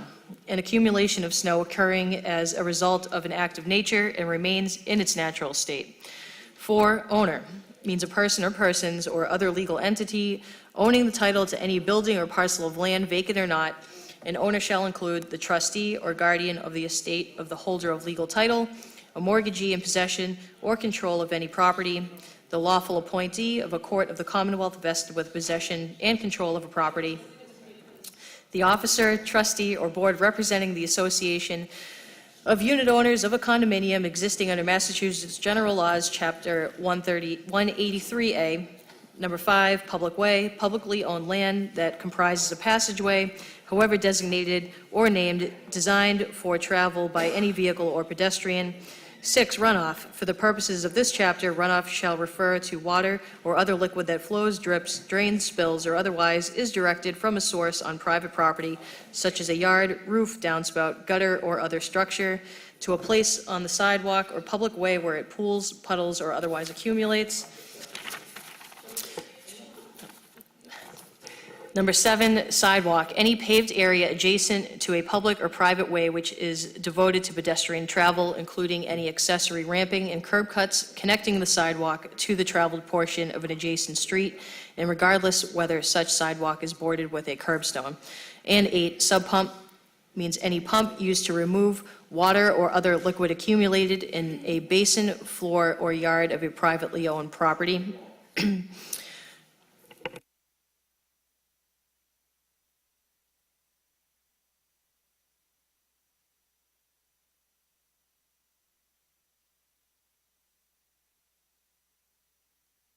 So the clerk read what was submitted as discussion for the subcommittee. She's going to continue reading, but the rest of it is what's been published as the draft of the ordinance? Oh, she's going to continue reading it to put it onto the record. New section 17 section 12.04.351, removal of snow and/or slush. Section A, no more than 24 hours after a snowfall has ended. When a snowfall has ended between sunrise and sunset, the owner of any real estate abutting any sidewalk or public way within City Hall shall remove or cause to be removed any snow or slush which has accumulated upon such sidewalk or public way. Subsection B, removal of such snow or slush shall be sufficient to clear a path that permits the orderly flow of pedestrian traffic upon such sidewalk, in no case less than 36 inches wide. Subsection C, no person other than a municipal employee or contractor performing snow removal service for the city shall place or cause to be placed any snow or ice onto a sidewalk or public way. New section 12.04.352, removal or remediation of ice. Subsection A, no more than 24 hours after ice has formed upon a sidewalk or public way, whether by natural formation or otherwise, the owner of any real estate abutting any sidewalk or public way within the city shall remove or cause to be removed any such ice where the ice cannot be removed completely. Any remaining ice shall be covered with sand, salt, or other suitable substance to prevent slipping. New section 12.04.353, discharge of liquid, pumps, and runoff. Subsection A, the owner of property from which it is discharged, water or other liquid, unnaturally by sump pump or by runoff onto the public sidewalk or street that causes a hazardous condition or that results in a hazardous condition for pedestrians or vehicles, shall cease said discharge and/or take reasonable steps to prevent the hazardous condition by redirecting said discharge away from the public sidewalk or street where such redirection is neither practical or feasible. The owner shall otherwise neutralize or make safe the hazardous condition.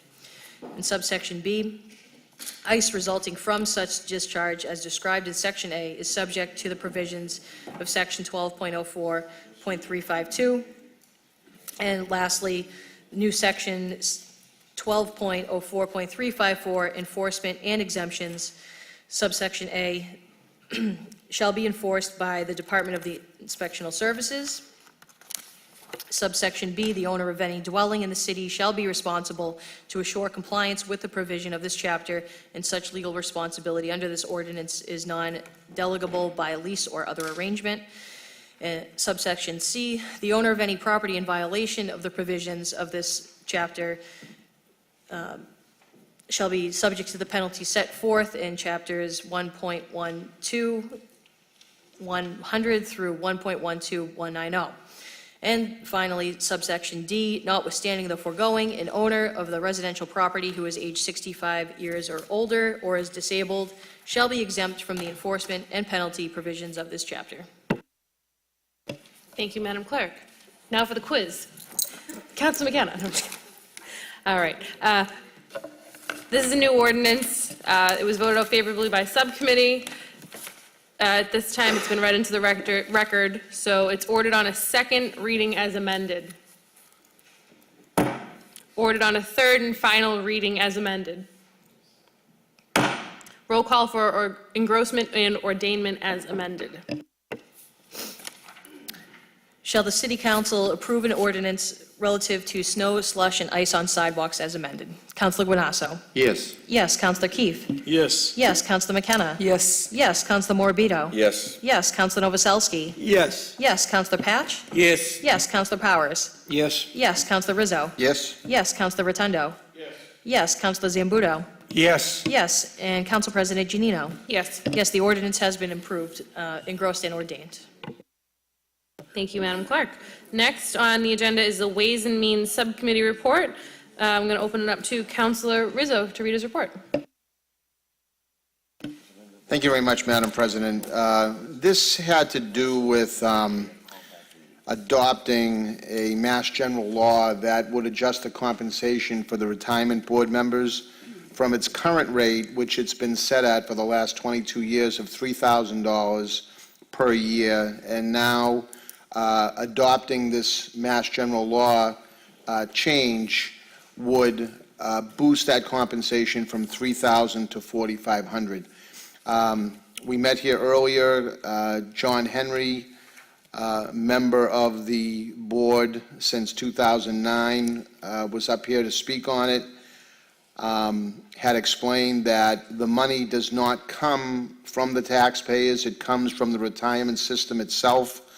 So, it was agreed and voted on unanimously by members present of the Ways and Means Subcommittee to adopt the Mass General Law. And if the clerk could read exactly the Mass General Law, I don't have it right in front of me, but if she could read that, it was voted out unanimously from the Ways and Means Subcommittee of those members that were present. Thank you, Madam President. Thank you, Councilor Rizzo. Madam Clerk? Shall the City Council accept Massachusetts General Laws, Chapter 32, Section 20, Subsection 6, relative to retirement board member compensation? Councilor Guanasso. Yes. Yes. Counselor Keefe. Yes. Yes. Counselor McKenna. Yes. Yes. Counselor Morabito. Yes. Yes. Counselor Novoselsky. Yes. Yes. Counselor Patch. Yes. Yes. Counselor Powers. Yes. Yes. Counselor Rizzo. Yes? Yes. Counselor Rotundo. Yes. Yes. Counselor Zambudo. Yes. Yes. And Council President Janino. Yes. Yes, the general law has been accepted. Calendar item number 9 is the Appointment Subcommittee report. Councilor Guanasso. Madam President, earlier this evening, the Appointment Subcommittee met. We had one item before us. Item 18-394 is the reappointment of William Reedy to the Historical Commission for a 3-year period. He was voted out unanimously, and I ask this board to do so also. Thank you, Madam President. Any councilors on the appointment? All in favor? All opposed? So ordered. Rule 23 committee reports. In accordance with the provisions of Rule 23 of the City Council Rules of Order, the following motions or communications are being reported out of committee with a recommendation to be placed on file. Calendar item number 10 is a motion presented by Councilor Rotundo that a citizen review board be established. Further, that an online citizen complaint form be placed online and be utilized to make complaints and suggestions or compliments regarding any city employee. Councilor Rotundo, you want to keep that in committee or place it on file? Place it on file. Placed It on seems file. like there's no appetite. Number 11? Calendar item number 11, communication from the mayor relative to the Revere Police Organizational Review. Placed on file. Calendar item number 12 is a motion presented by Councilor Rotundo relative to a 4-month construction moratorium on property 6 units or larger. Same, placed on file. Placed on file. Calendar item number 13, motion presented by Councilors Keefe and Guanasso that the mayor request the city solicitor to revise Boston's short-term rental ordinance. We're going to ask to keep that in committee. Keep in committee. Calendar item number 14, motion presented by Councilor Rotundo that the city of Revere change its building code to mandate any building with 50 units or more must maintain an AED in its lobby. Councilor Rotundo? Keep in committee, please. Committee? Calendar item number 15 is a motion by Councilor Rotundo that the mayor, fire chief, and chief of police meet in executive session to speak about the security profile at the Sandcastle event. Placed on file. No, in committee. I'm still waiting for them to appear. Committee. Calendar item number 16 is motion presented by Councilor Morabito, that the mayor request MassDOT to investigate the feasibility of reallowing a U-turn on North Shore Road at Chalmette Street. Councilor Morbido? Leave it in committee. Committee. Calendar item number 17, motion presented by Councilors Janino and McKenna that the mayor request the DPW to investigate the feasibility of using a more visible paint color for crosswalks. Do I keep it committee? Committee. We already finished communication, so we're on to motions. Calendar item number 21, motion presented by Councilor Keefe that the mayor request the Traffic Commission to repeal the provision of the commercial vehicle parking ordinance which allows for the permitting of take-home company vehicles not registered to the city of Revere. Thank you, Madam President. I have in front of me, and I'm not sure if every council has a copy, but the original ordinance had the initial statement for vehicles, commercial vehicles, to obtain a permit in the city so that they can park on the street. This was intended to be for commercial vehicles with business in the city, meaning a restaurant that may have a delivery vehicle that they need to use, or the tile company, for instance, that has a business in Revere, paying Revere taxes, paying licenses, and then, of course, having their vehicle registered to the city, and, of course, paying excise revenue to the city. What had happened, if you look at the section I have here, on Section 2, it originally had stated the commercial vehicle shall be registered to a Revere address. Very simple.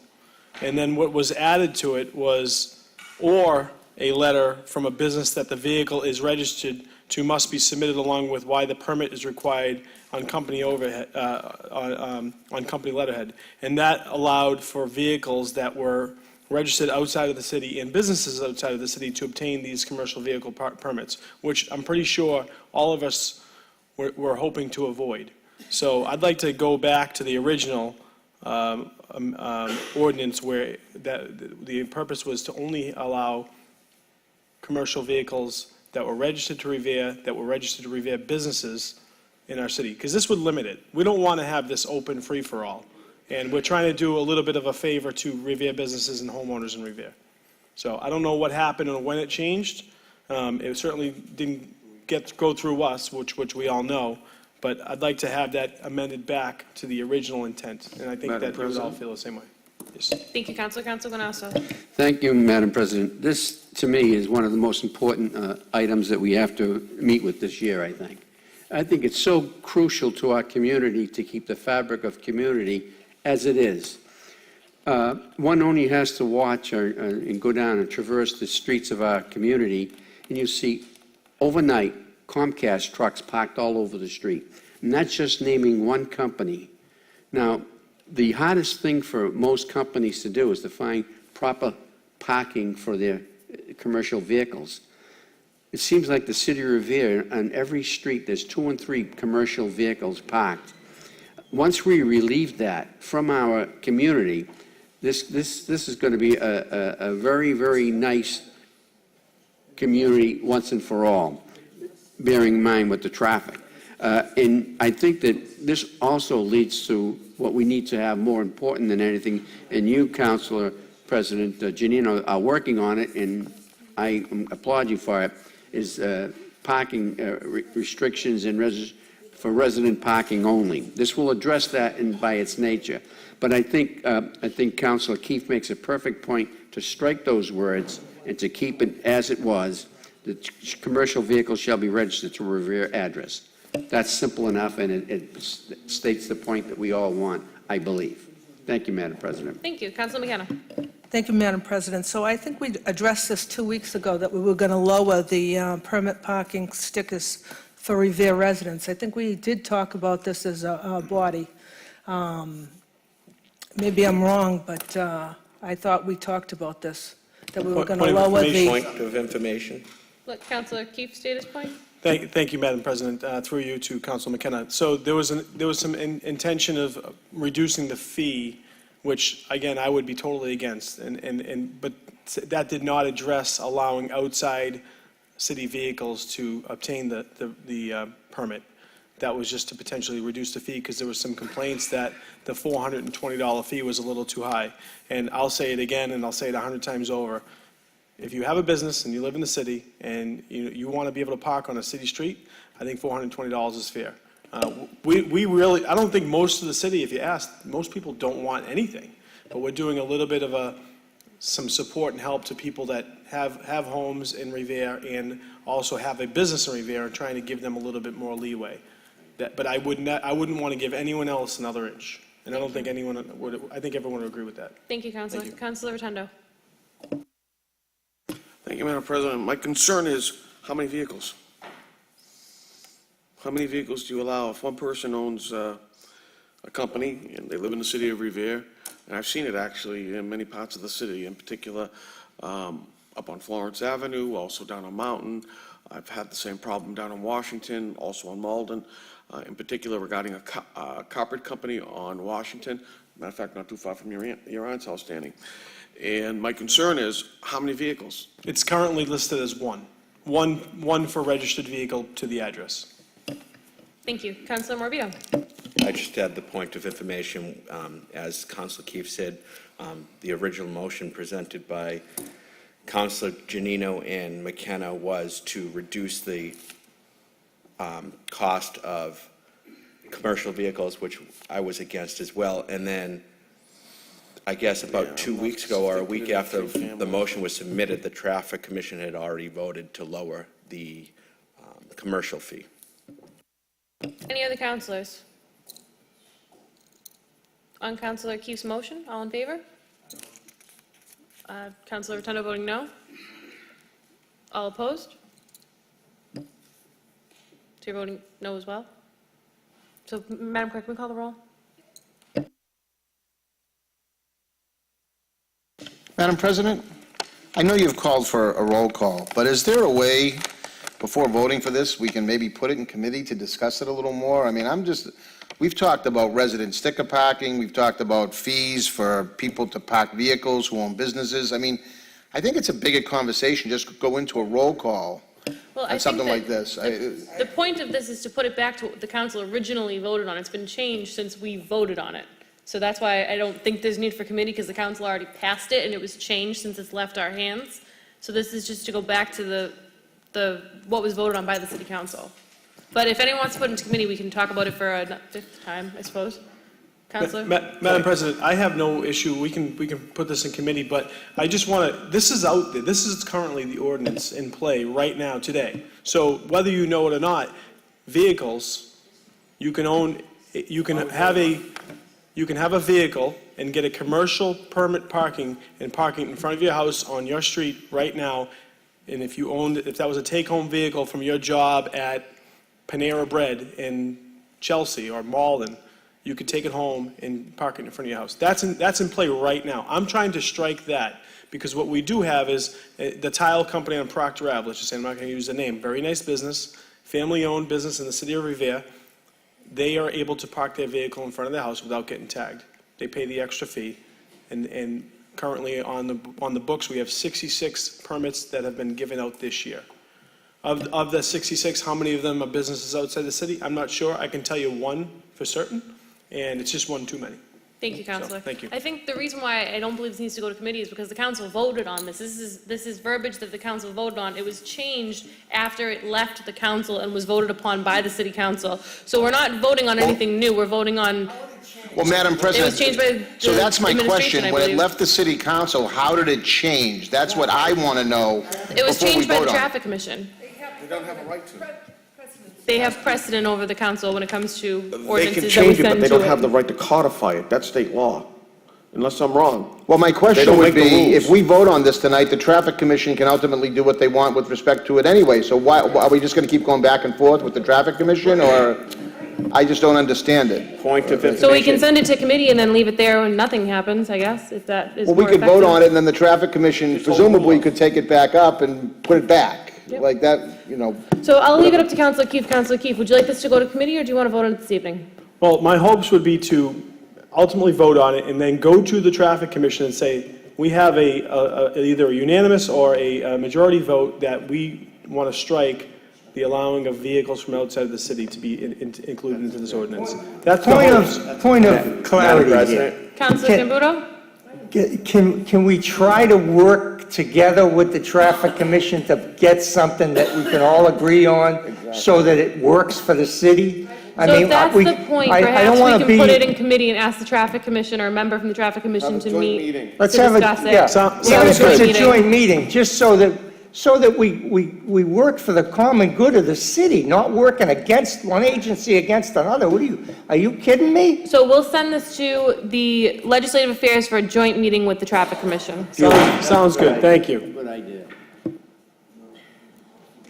Calendar item number 22, motion presented by Councilor Morbido, that the mayor request the police department to place speed traps on Harris Street, Patriot Parkway, Prospect Ave, and Suffolk Ave as a safety measure to reduce vehicles speeding in the four named residential neighborhoods. Councilor Morbido? As most of us up here have received complaints, one of the most common complaints from constituents are speeding. There were residents in these four neighborhoods that have come to me and complained about speeding. Therefore, I think if the Revere Police Department put speed traps on each one of these streets, it will somehow slow traffic down and caution the drivers that to slow down. Any other councilors? Councilor Keith? Thank you, Madam President. I want to thank Councilor Morbido. I'm glad that he took some interest in Suffolk Ave. I can't understand why, but I'm very happy that you took that interest. Thank you. Our newest Ward 4 resident. Councilor Powers? Thank you, Madam President. I see that Harris Street is included here, and I don't have any problem with the police tagging cars speeding on Harris Street or any other street in this community. However, I'd like to note that Harris Street is one way from the highway up all the way out, and many people do use that as a cut-through to beat Mahoney, AKA Bell Circle. So I think that it's a good motion, but I'd also like to see the one-way enforced more on that particular street. Thank you, Madam President. Thank you, Councilor. Councilor Guanasso? Thank you, Madam President. I've been working with the Revere Police in reference to Patriot Parkway.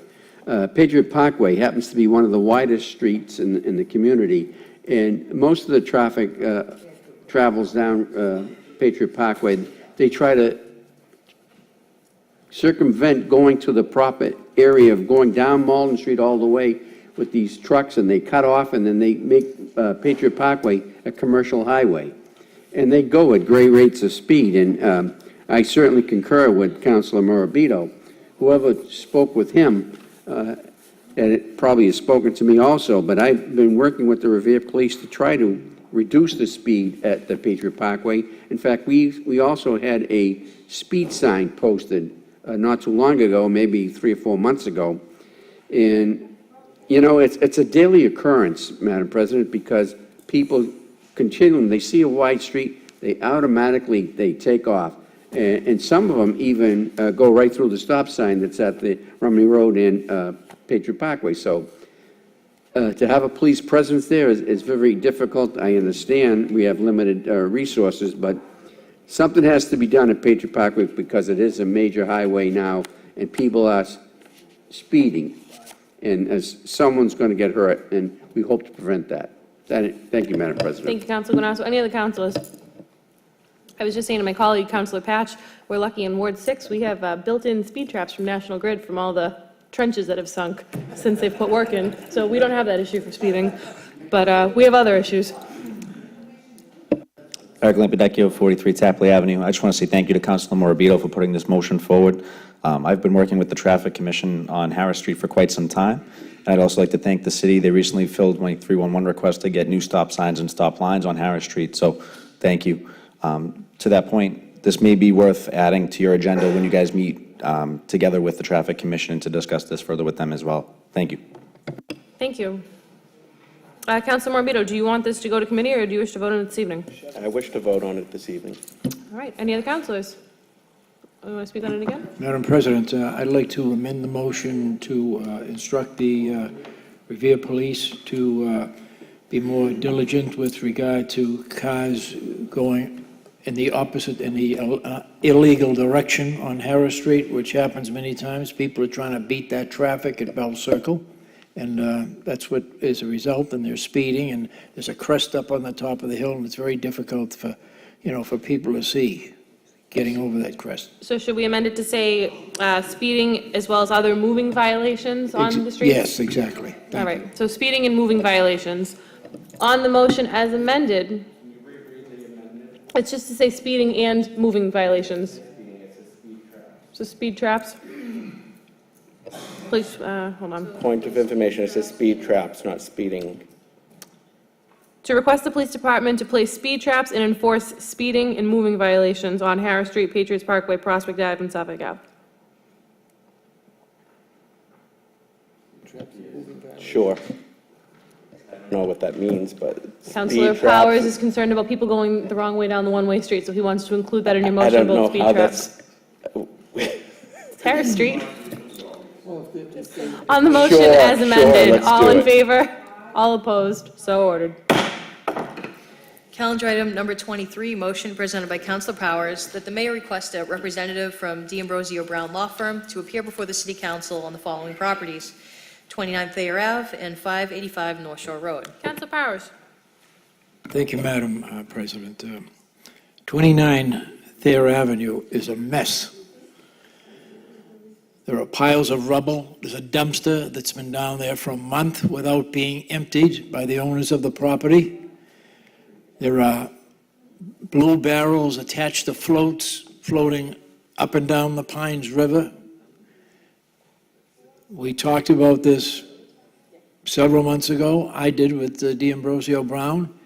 And those things are still there, and I'd like them taken out. People that live in Riverside and that area of the city have the right to be able to have their area clean. They work very hard, they take care of their property, and then to drive down the end of Mills Avenue and see piles of rubble and a dumpster that's been sitting there for a long period of time, and other rubble on the property, at the rear of the property, it's not acceptable, and I would like that D'Ambrosio Brown, a representative from their firm, to come up here and explain to me and the city council what they've accumulated in fines, what action they're taking, and also the building at 585 North Shore Road, that's the old refrigeration building.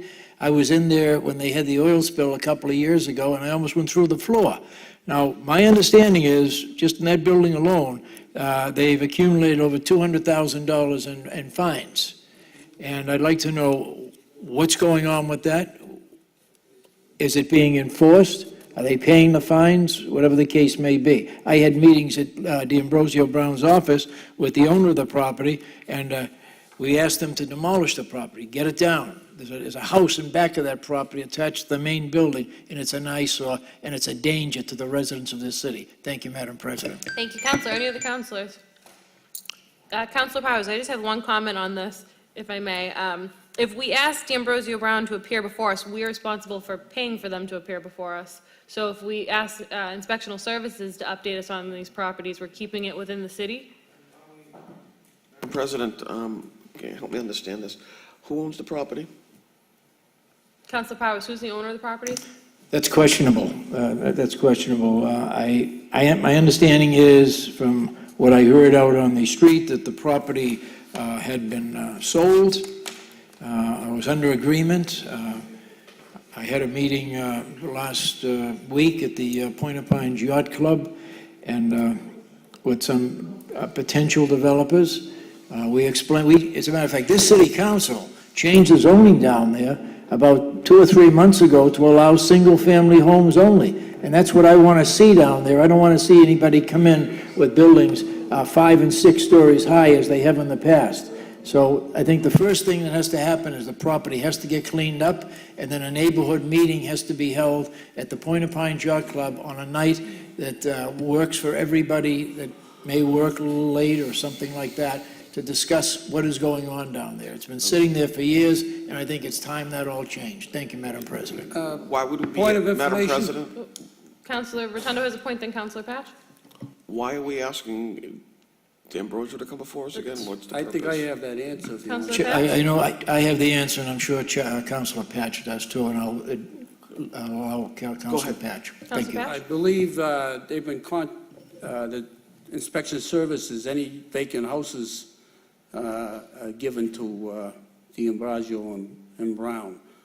So can we ask inspectional So if services so we they- don't have to pay for an attorney's office to appear before us? Well, with all due respect, Madam President, this is my point. If they're the ones that are providing the care for the property and the management of the property, we shouldn't be paying them nothing. In fact, they can get fined for not keeping the upkeep of the property.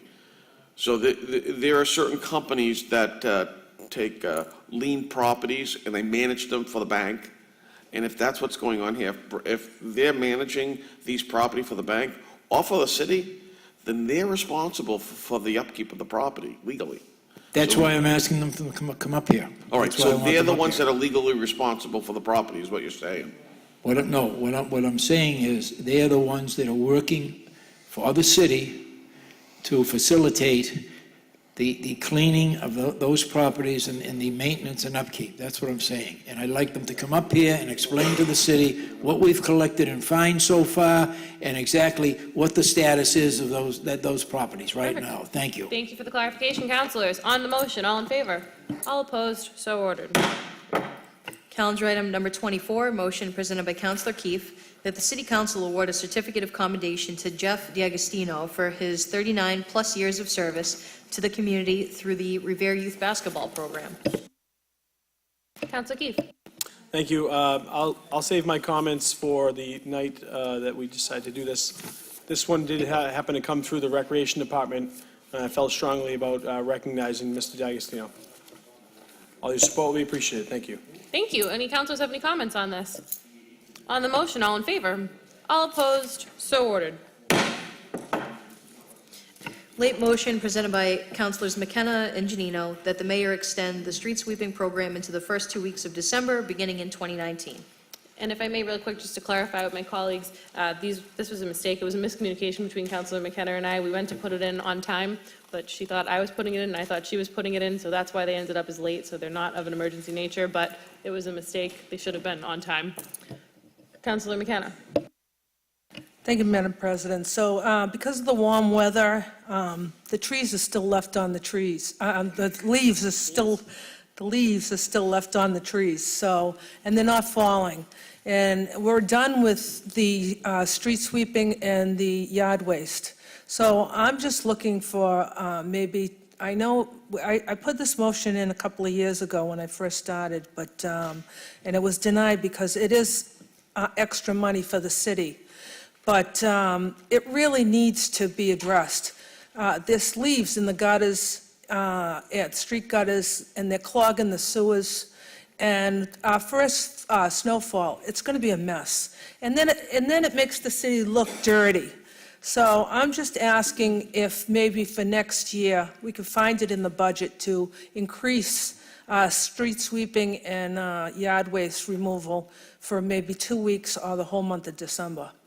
Thank you. Thank you. Councilor Novoselsky. Thank you, Madam President. Madam President, it's funny that the council put this in. I had a discussion today with one of the DPW workers, and I'm told that it has been extended 2 weeks into December officially, and it's not a money issue. It's a weather issue. The equipment cannot operate under a certain temperature, so the transmission oil fluid freezes on them, so they can't send the equipment out. So it's more of a weather issue than a financial issue, but they're taking it 2 weeks at a time right now. They'll do it 2 weeks if the weather is warm enough after December 15th or so, then they will do it another 2 weeks. So it depends on the equipment, and, you know, I appreciate that the council put this in, because it did come up in a discussion this morning, so I hope that clarifies things for you. Madam President, I just think that we don't have any kind of PR, so no one knows anything. You know, I didn't know, and I think the residents of the city don't know, they don't know. So how are they going to move their cars and clean up continue the yard waste if no one knows anything? So, I mean, at 2 weeks, we're at third week, this is the 3rd of December. So I don't know. I hope that the mayor can make an all-call and make sure that these people, the citizens of Revere know. Madam President, if I may. Counselor. Just as an FYI, the street sweeping signs in the city are dated to November 30th. So anything after November 30th, they cannot tag for people parked on their streets unless the signs have no date on it, then they can tag them. So Thank you, councilors. So they will not be tagged. At that point, it becomes They will- optional, I suppose, That's if you want to correct. move your car. So it's in your best interest to move the car so your neighborhood is clean. However, they can't tag it. Any other councilors? On the motion, all in favor? All opposed? So ordered. Late motion presented by Councilors McKenna and Janino that the city start an organic compost for residents to drop off their organic waste at a designated location. Composting can remove 20 to 50% from the household waste stream, reducing the burden on landfills while replenishing lawns, trees, houseplants, or gardens for free.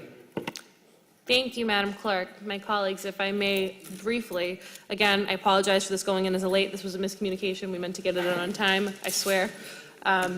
This is something that my colleague, Council Vice President McKenna, and I talked about. She's very creative, and it came up in conversation, and I think it's a great idea.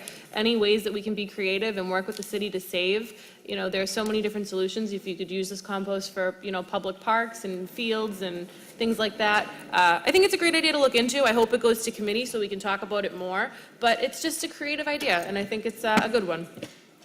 Councilor McKenna? Thank you, Madam President. So it's just to take the burden off of landfills. And there's a number of things that you can put in that are organic and that you can put into compost, such as, and I wrote it down, coffee grinds, tea bags, paper, pizza boxes that you can't put in recycle bins, sawdust, wood, hair, fur, and newspapers. And that's just a small tablet of what you can put in there. There's a number of things you can put into compost. I just think it would be a great start for Revere to find a site that we could start this, and then it would take, and I think it would really help our taxes too, eventually. You know, reduce our taxes with the yard waste. So thank you. It's just an idea. Thank you. And it's a great idea. Councilor Novoselsky. Thank you, Madam President. Madam President, I think this should be put in committee, and unfortunately, it's a great idea. It's nice to think out of the box, but in speaking to landscapers and people in DPW, when you have a compost, that's where our rodents live. They make homes in those piles. So you have to really think twice about what you want to do. So. Well said, Councilor, and that's a great reason why it should go to committee. So I'm going to put this into DPW committee. And final late motion presented by Councilor Janino that the City Council send a letter to our state delegation opposing Wheelabrator's request for an exemption to DEP's new air emission standards as their facility is old and would be too costly to retrofit.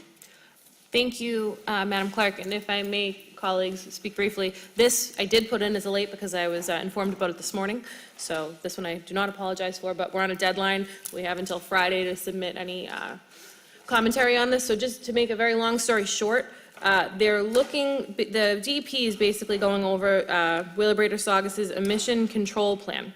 So there are 2 points that I'm making, and in conjunction with Representative Rosalie Vincent, who's been really a champion making sure that our residents are protected over there. First, that the DEP should not allow Wheelabrators a higher alternate emission standard for nitrogen oxide. And second, that the DEP ought to require continuous emission monitoring for dioxins, furans, and other toxic pollutants at the incinerator and at all others across Massachusetts. And they test continuously, but some of the more poisonous ones, like nitrogen, carbon, and sulfur, are only tested yearly sometimes. So she's looking, the representative's looking for a little bit more support in increasing the testing on those poisonous gases. So I drafted a letter that I'm going to be submitting, and I welcome any of my colleagues to join me in this effort, and I welcome any questions. Madam President, yeah, I spoke with Rosalie earlier this evening, and basically what they're looking to do is have the state allow them to not comply with the conditions that are already in place. And it would make Revere the only community in the Commonwealth of Massachusetts where that is allowed. That facility is probably over 40 years old now. The life expectancy of that facility at the time when it was permitted was approximately 25 years. And the thing that really affects the city of Revere is those smokestacks coming out of there. The piles of ash that are down there, some of those piles are twice the height of houses on Riverside in this city. And they also affect Councilor Ganasso, Lower Revere Street area, that's right in the pathway there. So it's a serious problem. I, again, would urge any councilor to submit a communication to DEP to disallow that to continue. Thank you.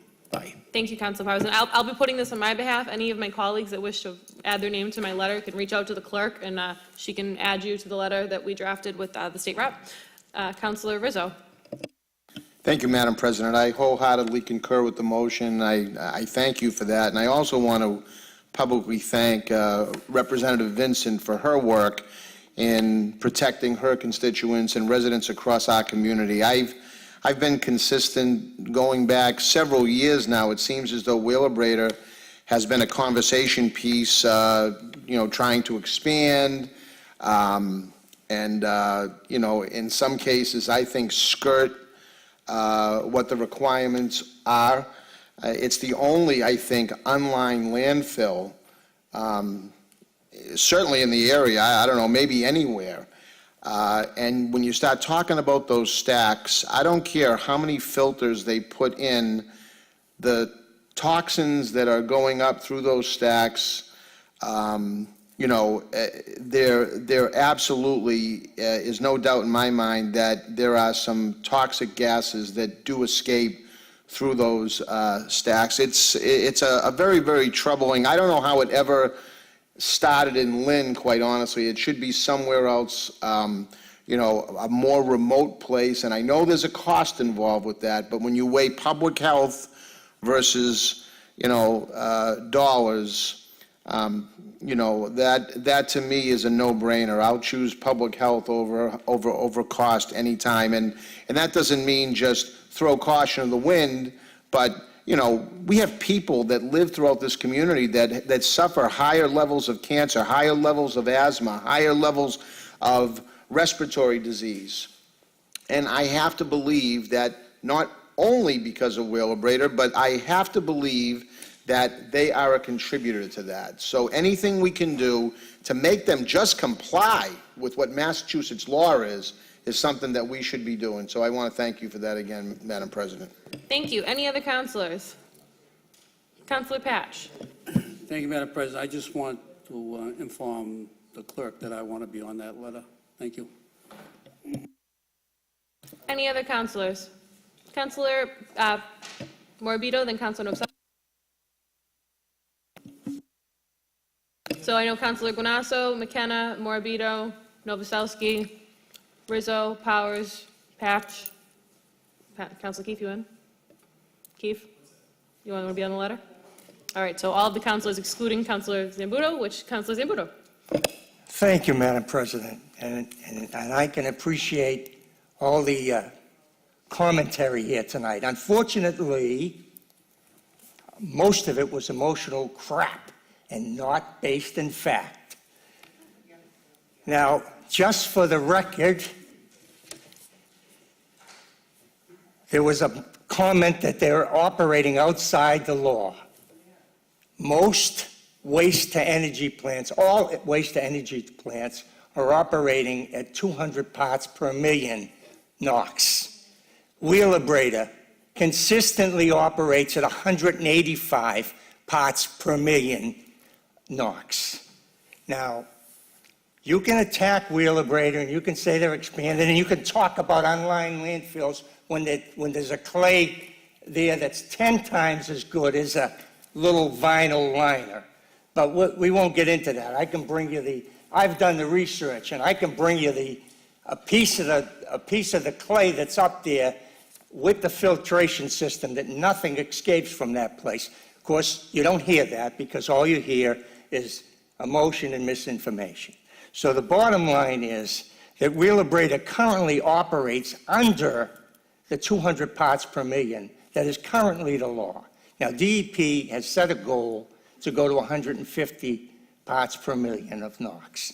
Now, for those of you that don't know about this nitrogen oxygen stuff, what it is, airplanes and traffic emit much worse than what's emitted at Wheelabrator. Okay? Nobody talks about that. They talk about Wheelabrators looking to go below the law. That's, in fact, not true. So, certainly I'm not going to sign this letter, and you have the right, and everybody can sign this letter, and it's all well and good. But when you put the facts and science up against emotional stuff that's put out here, my colleague to my right signed a 10-year contract with Wheelabrator when he was mayor. So, we can talk out both sides of our mouth up here, but I try to talk about what the truth and what the facts of the science are. What I talk about can be proven. Okay? So I'm against the letter, but I don't think it'll have any effect, just like the non-toxic ash that was permitted when everybody opposed it, and we put in these resolutions to stop Wheelabrator from killing people. Well, the facts and science don't prove that there's more asthma and there's more stuff going on because of Wheelabrator. You can say that, and there's people that have made a living. There's people that have made a living saying that. There's a guy in Saugus, Manoogian, who's made his career on false, bringing in people to back up mostly rhetoric. But the facts and science are on Wheelabrator's side here, and so I don't support the letter. Thank you, Councilor. Madam President, I feel the need to respond. My colleague to the left alluded to the fact of signing a 10-year contract. And yeah, our trash needs to be disposed of, so a contract did need to be signed. That doesn't mean that we have to support expansion. That doesn't mean that we have to support their efforts to skirt the law. Apparently, the councilor is happy with the fact that the toxins are 185 and not the 200. I'd prefer to see them at 0, quite honestly. But that's not the case. We have statistically, the city of Revere, you can go to the Department of Public Health, have higher rates of everything that I talked about. Higher cancer rates, higher respiratory disease, higher asthma. Those are facts. So if you want to deal in facts, let's deal in facts. And can I point to the fact that it's all about Wheelabrator? No, but anybody, any reasonable person that drives by and sees those stacks burning 24 hours a day and those toxicity and that toxicity level, whatever it is, I never saw the councilor up on top of that stack taking any measurements, okay? All I know is that I see toxins that are coming out of that Wheelabrator site. I didn't build the site, Madam President. It happens to be where the trash is being dumped. It's being dumped there today. But I take great exception to the councilor accusing me somehow of supporting Wheelabrator's efforts to circumvent the DEP or the EPA, to expand their operations. That was never part of the conversation in signing a contract to legitimately get rid of our trash. So that was an unfair slap by the councilor, and I don't appreciate it one bit. Councilors, I don't want this to get into a back and forth. I know Councilor Zambudo has one more comment, and then Councilor Powers. I'm not looking to get into a back and forth. Part of my comment about signing a 10-year contract was that fiscally was a great deal. Fiscally, we pay a lot less than other people because you signed that contract. that wasn't meant to be a slap. It was meant to say that we need to get rid of our trash in a reasonable and financially fiscal proper way. To try to restrict Wheelabrator would be a burden on the taxpayer and mostly on the seniors. Now, we may have more health issues than other places because we're an urban community with an airport, with planes that fly over here. And I told you that the science proves that airplanes and traffic pollution is much worse than what's admitted. And that's factual data. Thank you, Counselor. That's it, I'm done. Counselor Powers. Thank you, Madam President. When you get the calls at 3 o'clock in the morning because there's a malfunction in their system over there, and people are wondering what the loud whistling noises Counselor are. Powers, with all due respect, we want to stick to the motion. I am.